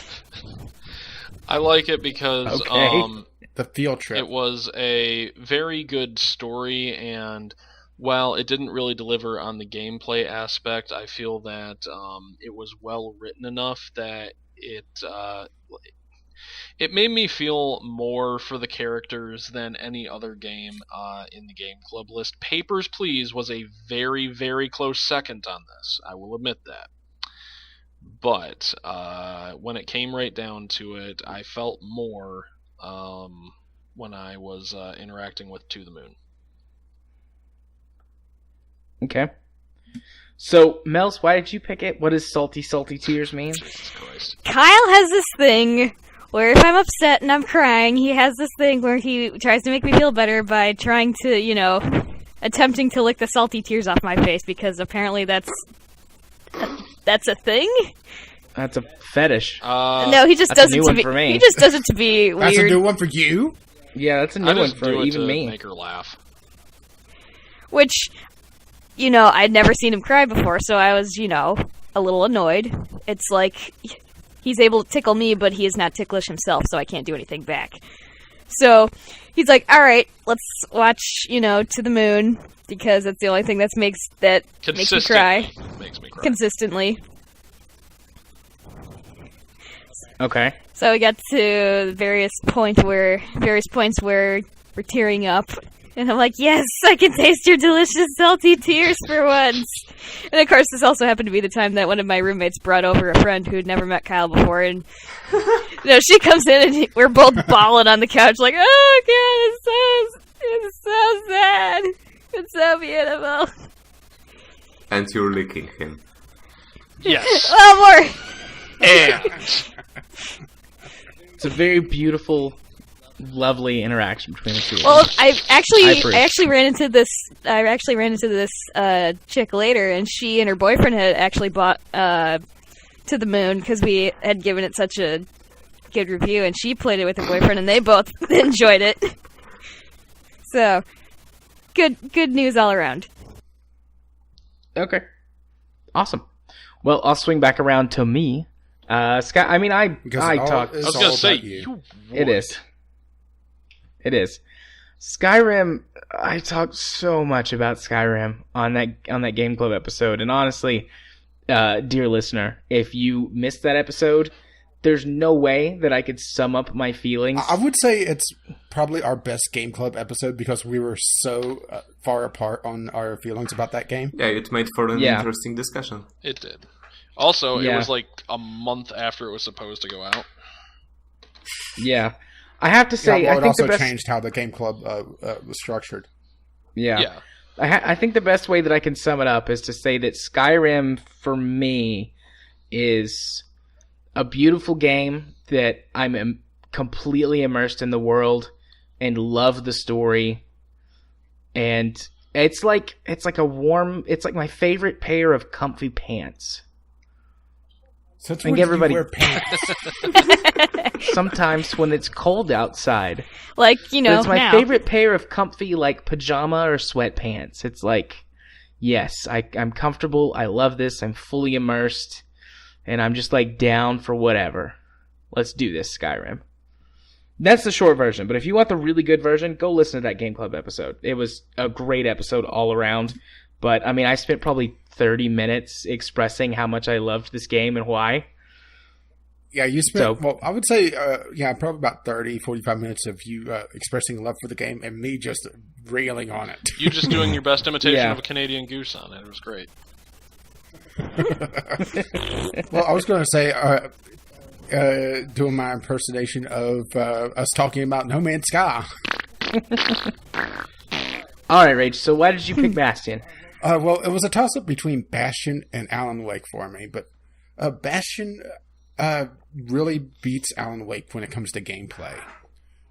It's really more of a complete package than Alan Wake is, even though I do think Alan Wake has the good opening chapter for a trilogy of a good story. The thing is that Alan Wake has never gotten the real follow-ups that needs to make that complete package. So you're just getting the opening chapters of this bigger story, and we may someday see it, we may not. So it's a little harder for me to really latch onto it, even though I do love Alan Wake for its story. It's still incomplete. Bastion, it has a lot better gameplay to it. It's a beat 'em up with what really puts it over top for me is the sound design. The music in it is just amazing. Both its instrumental and its vocal tracks. And also the narrator, which really set the bar for in-game narration. Right. Yep. Okay. And also the story is done really well, and it's one of the rare times that the story explains a game mechanic really well. And I don't want to say too much more about it and say which game mechanic. Okay. Just because one of the endings makes a particular game mechanic make a lot more sense, and the narration talks about it. It's just little hints here and there. It's not a full thing. And that's what really kind of sold me on Bastion. It's just, it shows that the developer spent a lot of time caring about this game. Right. And okay. I still need to go play Transistor at some point. I've had it for about a year now, and I just never sat down and played it. Yeah, It's I need the to same get Transistor. developer. We should put that on the list for Gameclub, and then that'll prompt me to buy it. I might buy it on the sale. Okay, Chmis, you said Bastion as well. Yeah, so for me, out of 8 games of VGL, I played 4. I've already said I didn't like To the Moon, and then it was pretty much a toss-up between Bastion, Papers, Please, and Skyrim. I couldn't really pick Skyrim because it was, I think the proper word would be diluted for me, because I've played it for over 200 hours, and then all the bugs, etc. just annoyed me way too much. And then... Sorry, it's just... you're mirroring basically my feelings of Skyrim, only on top of it, the stupid decisions design-wise. Yeah, and then Papers, Please versus Bastion, I would say just after all those years, I remember more about... Not remember, sorry, that's the bored word. I just remember, Bastion more fondly. Maybe because it was actually the first ever game I have bought on Steam.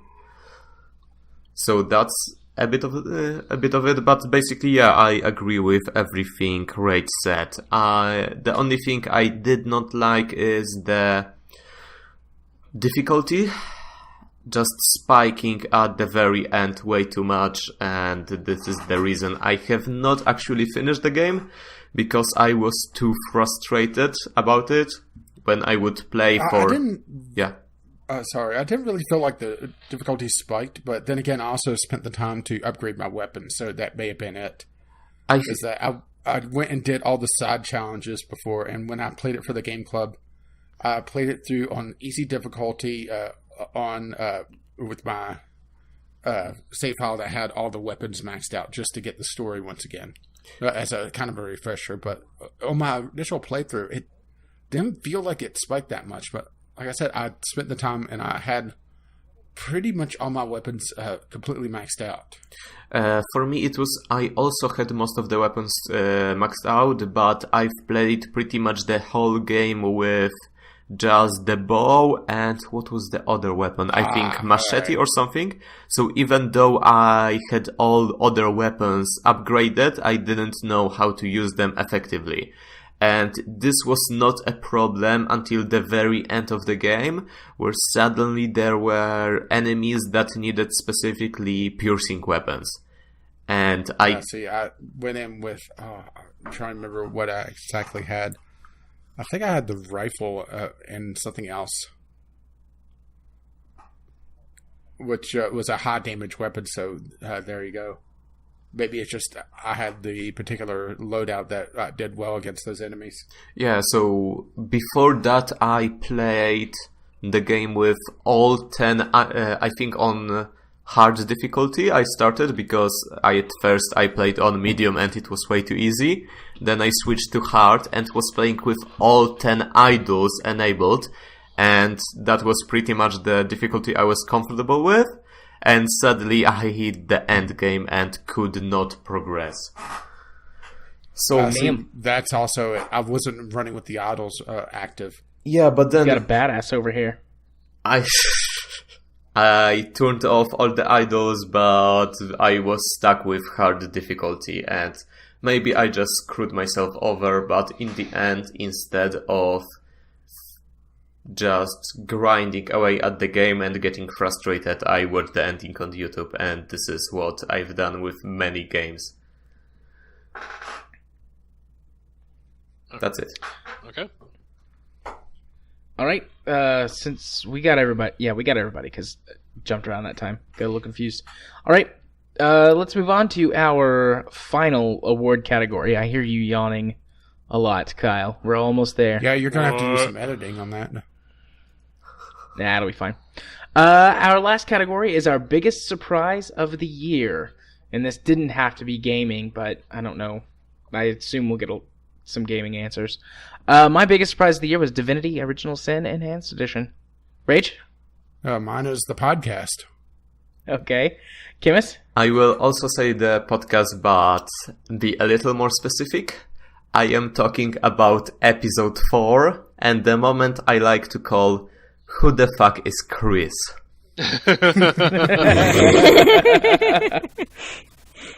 Sorry. That's what I Fair get for enough. just glancing. I mean, I missed it too. Okay, Kyle, what was your biggest surprise? Well, it's about to happen right now. We'll see how this goes. Oh boy. Oh boy. Hey, Melanie, how you doing? I'm doing good. Cool. Will you marry me? Where's the ring, bro? It's Picture in the didn't mail. happen. Oh, damn it. It's in the mail. All right. In all reality, biggest surprise. Sorry, that was bad attempt on my part. Bad Kyle. Picture didn't happen. Really? Yeah, shut up. Anyways, I have a giant shit-eating grin on my face. yeah, that was it. Really, it was. Yeah, so yes or no, Melz? You in or out? Duh. I'm in. Yes! Bartoszek for the win. Yay! Aw. Just let me go get my strap on and then I'll come over there. Whoa, hold on. It's early in the morning here. I would come too, but that would be ruining a special moment between you two. All right. Anyways, that was my big surprise. I was hoping that I could throw Melz. Yay! She Yay, seemed to roll. congratulations, She guys. seemed to roll with it a little bit well. As the host of the VGL podcast, I'm going to take credit for this. As the go guy I who had made no this- idea Melz was going to be here, I'm going to give credit right over to Rage. As the host of the show, I'm going to steal it right back. I'm we the still have to almighty go editor, through after all. pre-engagement counseling. Yeah, I know. I'm just As here's per the thing. your mom. This is okay. So I should explain. This is my go fuck yourself. I'm not going to play by the rules of pre-engagement counseling because that's stupid. So I'm gonna beat all of that to the punch and ask you right here, right now, and you said yes, so we're good to go. Yay. Yeah, as a marriage and family therapist, I can't confirm pre-engagement counseling is bullshit. Woohoo! I don't even know what pre-engagement counseling is. It might be a It's dumb. US It's thing. something that my parents are like, you have to do because we got divorced and we don't want you to. I'm like, oh my fucking god. It's like premarital counseling, but before you get engaged. Yep.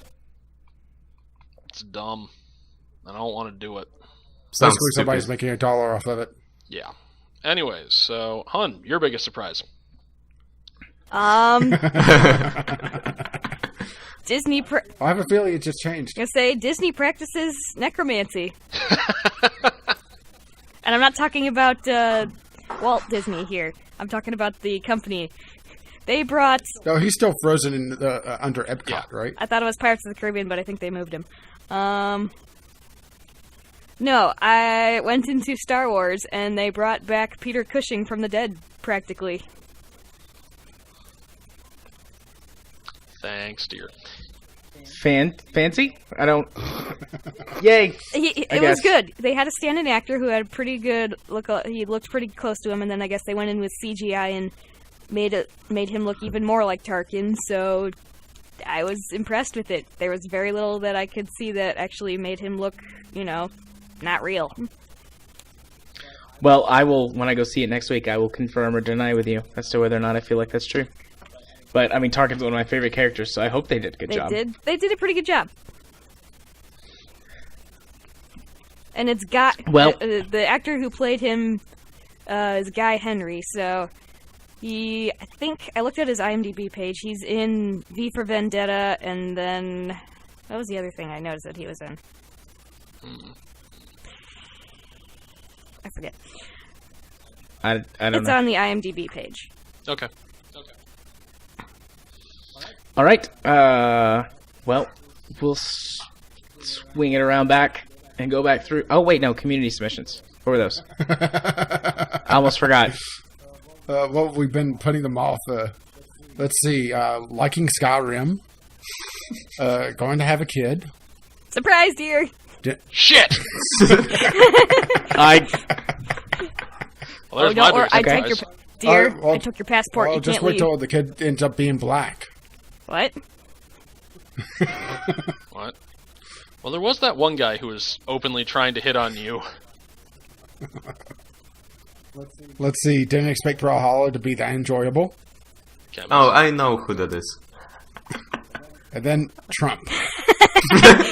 Biggest surprise of the year. Okay. I want to start with Mel. We're gonna go in reverse order this time. So Mel, you go first. Talk about your surprise. Well, I mean, considering the plot of the new Star Wars movie Rogue One is set before Episode 4, I would assume that there would be a lot of major players that would be included that show up in Episode 4. I was just very curious because Peter Cushing's been dead for at least 30 years. I haven't looked up exactly how long he's been dead, but he was old when he was in Episode 4, and yeah. So I was interested to see how they were going to do that. But Well, I'd heard in reviews that the CG stuff that they used to do the actor cameos was incredibly well done. So it was good, except Leia was a little bit less. I mean, but she was only there for a couple of seconds, so Yeah. that was no. If you can forgive that, then yeah, you only have to. Let's see. He died in 94. At how old? A lot. Does it say offhand? I'd say he's a lot is I'm not gonna a say number, Kyle. probably 90s. 81. It was the 90s, dear. It was 94. Shut up. He was 81. That's still pretty old. That's pretty old. I mean, Christopher Lee beat him by a good 10 years, but you know. Well, Christopher Lee isn't dead. He's just biding his time. Yeah, he's Dracula. He's waiting for someone to go pour blood on his ashes. Oh. Okay, Kyle. Ah, you heard my surprise. Yeah, we did.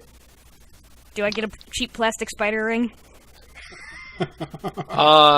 Yeah, it was out of a Cracker Jack box. Open the top desk drawer. I thought about doing that, but There's no drawer. Sad. I thought about doing that and just putting it in the fish and hoping you wouldn't notice. Oh no, I've been sticking stuff in that fish's mouth all night. Oh, damn it. Oh my. Mostly my car keys. Okay, it's under your chair. My car keys and my No, little so R2-D2. I don't know if you remember when we were at Kohl's the other week and I was like pushing you on like a cut for a stone. Oh yeah, I do remember that. Yeah. So, I'm not picky. I know you're As not. long as it's not like that stupid heart. Yeah, that shape. was freaking dumb. No, and it's just one of those things that, like, you know, like, the situation we're in is, like, it's fucking weird, so... but yeah, it's just one of those things where it's like, you know what? I'm not gonna go through all that pre-engagement counseling. I love you, and I'm not gonna sit there and be So now we just have to do engagement counseling. Or premarital Yes. counseling. But I'm gonna All here's you the have to do thing. is give Jared some Steam trading cards. Here's the thing. I was actually going to say, check with your state legislators to make sure that I can do it, but if you want me to do premarital counseling for you guys, I will. Maybe. Free of charge. Maybe. I'll think about it. But the thing is, I will let my mom still think that it is pre-engagement counseling. Because I don't want to go through all that with her because she's already fucking stressed enough at this time of year. So, yeah, yay. Yay! I'd be a lot more excited if I wasn't about ready to pass out from definitely just tired and no alcohol involved whatsoever. I'm really excited. We only hit the 3-hour mark. Yeah, I'm disappointed. I wanted to go over 5. We're Don't worry, almost we at have 3.5. Well, but then Although a I couple guess breaks. editing cuts. Yeah. Well, I've been doing my timer, and whenever we've taken a break, I've paused it. So about 3 hours Okay. there. Yep. So that was my big surprise, and I was hoping to surprise Melz with it. I already knew what she was going to say with the Star Wars thing, but you know. Anyways, so Okay. Well, Chmis, we're going in reverse order, so... Yeah, so as I've said, that was a little weird. Just... especially since I'm going At least I wasn't the only one. That's the thing. Yeah. And I remember specifically, I provided you the pronunciation guide, and then you made fun of me. It's just like, we know how to pronounce Chris, come on. Well, that's my accent kicking in. Yeah. So I remember, Well, we're I glad you checked stuck around. specifically that it was episode 4, because for the... which was technically episode 5, counting the gaming radiologist, which was, it was a stupid name. Yeah, we're really glad we picked a different name, I'm glad you guys picked a different as name we said too. last week. And yeah, there was just the male crickets, and I decided I will be one to slay them, and wrote a quick quick letter that followed with another one that I turned into audio letter, then send in like pretty much one every week for Yeah, a I've while. noticed that I've butchered enough names that people don't send in text letters anymore. Oh, I'll send them in occasionally. Well, we're glad you stuck around, Chmis, because look where you are now. Yep. You're Yeah, on thank our you, feet. not Look, Chris. look where you are now, Chris. Look at the sun rising outside and reflect upon the bad decisions which have led you here. I'll be back. I have to use the bathroom. No sip. No sip. Okay, Mel. He's going to open up another pizza place here, and it's just going to be not Chris. Frank's, not Frank's, and not Chris. Well, so we need a Chris. I'll open up. If there's any Chris's in the I'll audience, open up please a write Chris's to us. just because it makes no sense. Oh, okay. Rach. Oh, well, mostly I wasn't sure where the podcast was going to be going because the first few episodes were very rough, Yep, they were pretty and we cringy. didn't really have any structure for it. So it's, just a surprise of where we've come in a year. Yeah, we've definitely come a long way. And hopefully we've got a long way to go. I've got some things that we need to discuss, Rage, Uh-oh. involving some potential ideas for the future, which obviously I'm going to run past you because I'm not going to make these decisions unilaterally. Yeah, And also we need to talk about funds. Only I pull something completely random and bring a fifth person on the podcast that you weren't expecting. Yeah, I get no respect around here. Worse than Hey, Rodney hey, hey. Dangerfield. It turned out pretty alright at the end. You just had to wait for 3.5 hours to It get did. to it. It did. I approve. Yeah, But just wait yeah. till you see my surprise next week. Oh, God. You're not actually thinking Next about week doing we're that gonna thing be that we talked recording- about, Rage, are you? No, I wouldn't do that to him. Okay. Next week we're going to be recording right after Christmas. I'm going to be hungover and exhausted. Yeah, well, Jared, I guess I should say, I was joking last night. Because the whole thing was, okay, I tried to make the podcast recording shorter, and it made it longer. I tried to link the podcast, and now it seems like I've made it shorter. So I'm just going to not show up next week. I mean, if you do that, well, I'll just run a Franken episode. I'll run Kyle and Chmis' episode. Yeah. Well, that was the joke, is that, just not show up and see what happens. That's what would happen.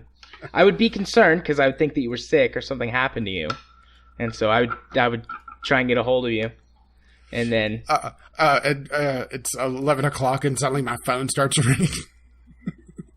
It's like, where are you? Yeah. So I would be concerned, and then you were like, oh, I can't make it, and then I'll be like, okay, I'll just take the week off and run something that we've already got. Yeah, just wondering, how many banked episodes do we have now? I'm working on number 4. Jeez. We really need to take a break. Yeah, guys. Yeah, including Colin Take Chmis. a little break. It's fine. Just enjoy your holidays. We'll see you in 2017. I mean, we're at the point now, after the 4th one, we could take a break for a month. We could. I don't want to take a break for a whole month, but we should take a week off at some point. Maybe after we run, or after next week, because since next week is Gameclub, we probably shouldn't skip that. Oh, yeah, that's a good point. Yeah. But maybe the next one, the first one that would be recorded in January. That'd be the 3rd. Yeah. Yep. Let's do that. Let's take that week off. Well, That'd it be always nice. feels weird not to record. That's the problem for me. Nah, it's fine. I usually, whenever that happens, whenever that usually happens, either I'm sick or something bad has happened at my house. Or you're just on vacation. Yeah. But if we didn't record, I would just do something with Katie. Yeah, you would. Oh, my. Like 6. Let's talk about Yeah, I Well, said Katie has been 6. playing that second child. Indeed. I just And I remember became how her favorite for picking on you with it. I just remembered how my brother, when he announced that his wife is pregnant again, I just looked at him and he immediately said, "No, but this one we planned."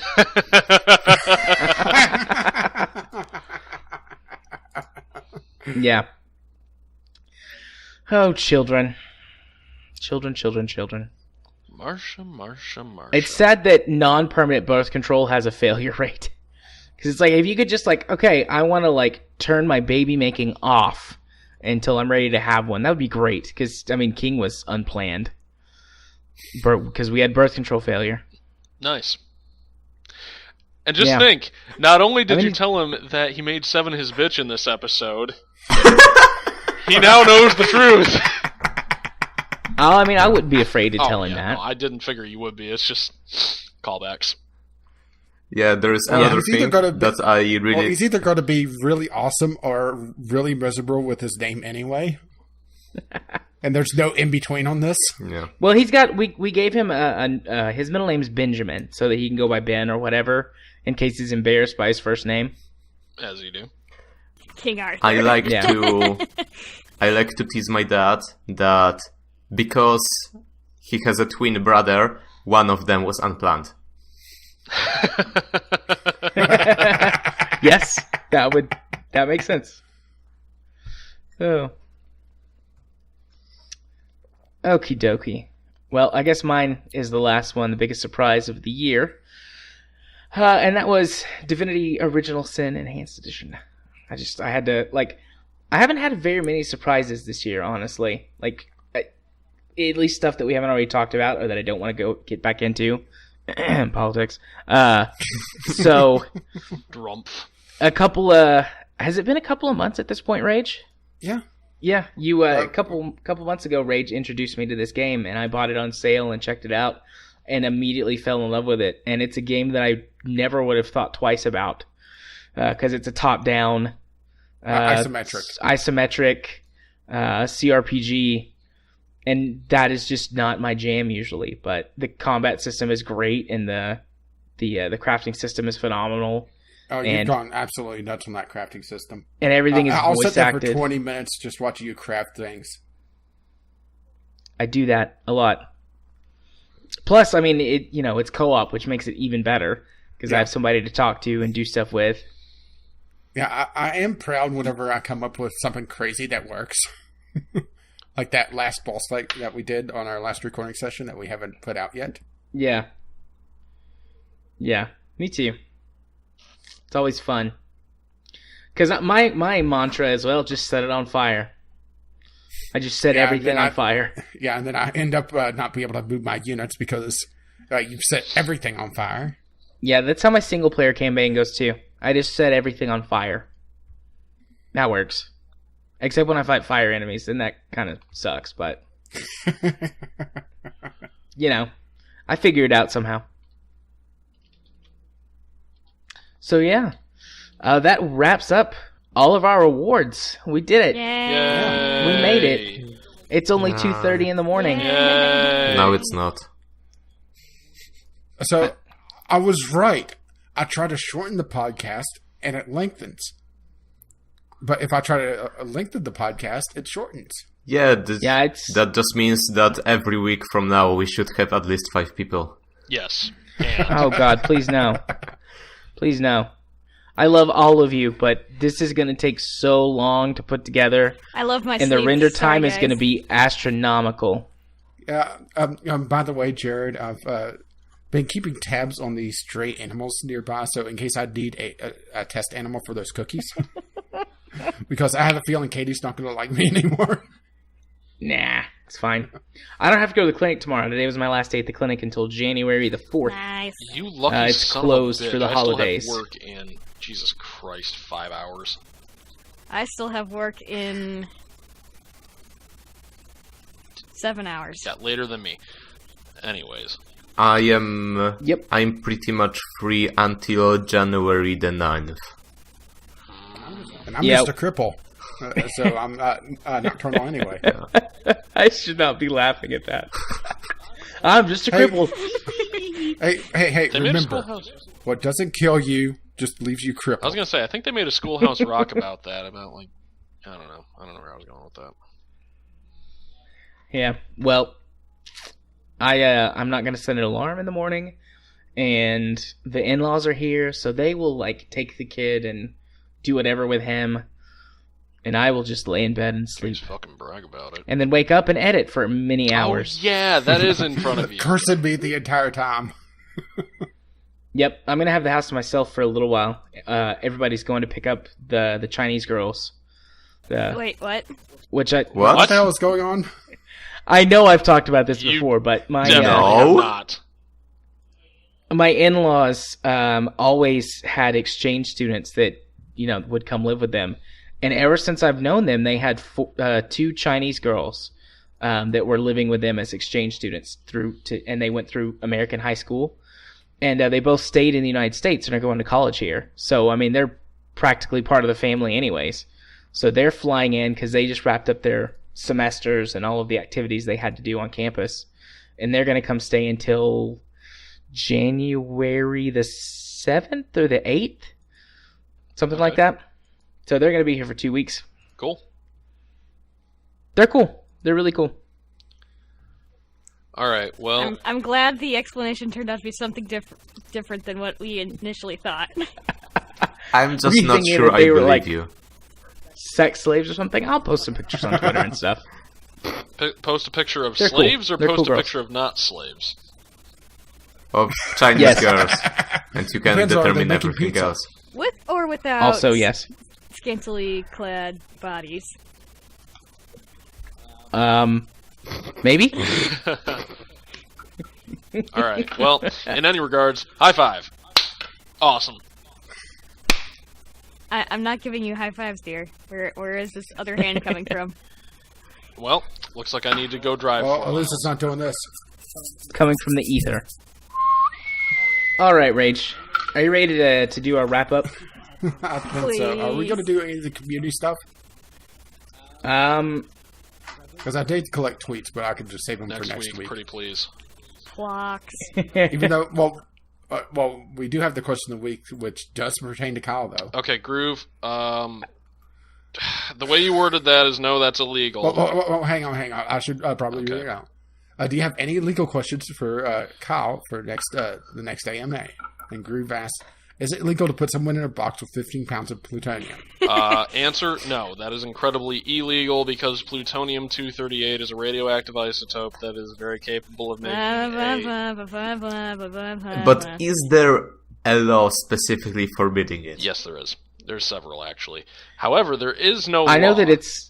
Yeah, but look at it this way. If the crate was going over 88 miles per hour and got struck by lightning, it would go back in time. Yeah, right up until you put a Mr. Fusion I don't think on that's it. how that works, for real. But in all reality, you are allowed to ship people as long as the post office knows they're there and you pay the proper shipping on them, and it's actually probably just cheaper to buy a plane ticket. And in America... Is that still legal? I know you used to could do that like in the 1800s, but is that still legal? I don't think it ever got taken off the books. Wow. Okay. Boy, And then it would really suck if you got to my post office and they sent you back because that would be fucking You're fun. like, God damn it, I only have enough food for a one-way trip. But the plutonium. This is just my perspective on American law. It's just there are laws from 1800s that somebody was supposed to take out, but they just look at it and said, "No, nobody. That's stupid." Well, Yeah, we actually have laws on the books against dueling still. Well, and the other half of American law is, have you ever seen those movies where the animal plays sports? Yeah. There's no rule against it. Basically. But to wrap up, plutonium is an incredibly illegal isotope. You, in America, can own 15 pounds of unrefined uranium, so it's going to be over 97% U-238, which just emits beta and alpha radiation and a minor amount of gamma. So if you put it in like a glass case and just don't not wash your hands afterwards, you'll be fine. So in other words, don't lick it. Yeah, Got it. because then you've got radioactive particles inside of you and your skin's not protecting you anymore. So, radiation. Yeah, baby, still put can't that see what the radioactive problem is. isotope in me. Radiation, don't fuck with it. It's not very magic. And then, of course, Chmis had to chime in. I feel like all possible questions could be answered. U.S. Consumer Protection Law doesn't cover this, which I'm going to actually throw an answer to this. U.S. Consumer Protection Laws. Yeah, they're a fucking joke in this country. Yep. I didn't know we had any. But We have a few, and the few that we have mostly apply to products that will just straight up kill you. Right. Okay. Does that do it, Force Rage? Yep, that's all the questions. All right, lead us out, buddy. Well, we're not going to be plugging everything. We Please can. no. Go check out our YouTubes and Twitters on the internet. Yeah. Gaming with Caffeine Rage, Gaming or CR, Gaming Psychologist, and JMA 4707. And JArthur4707 if you want to be my friend on Steam. I'll accept And it. the password for this week, and yes, I did pick one, is clusterfuck. Actually, With or without space. well, that's a good password. I have to say you guys were fairly orderly, and I greatly appreciate that. Okay, well now we need to... But it's still clusterfuck.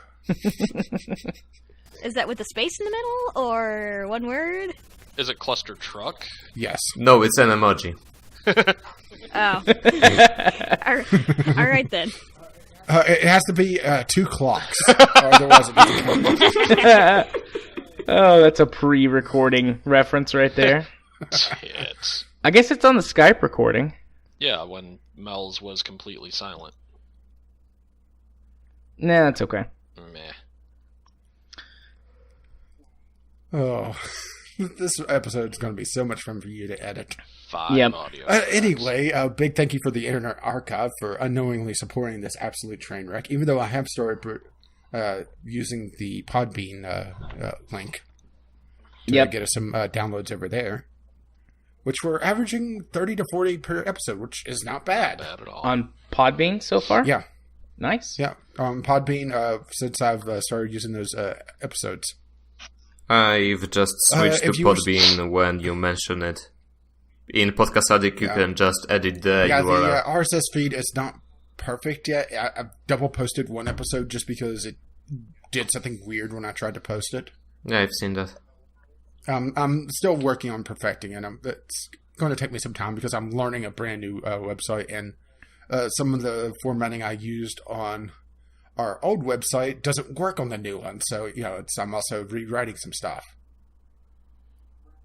But if you wish to contact us, you could do so by emailing us at vglpodcast@gmail.com with your letters. They could be both text or audio. Or I guess you could throw out a video letter, even though we're not a video podcast, so nobody else would see it. Yep. Or you could tweet us at VGL Podcast on Twitter.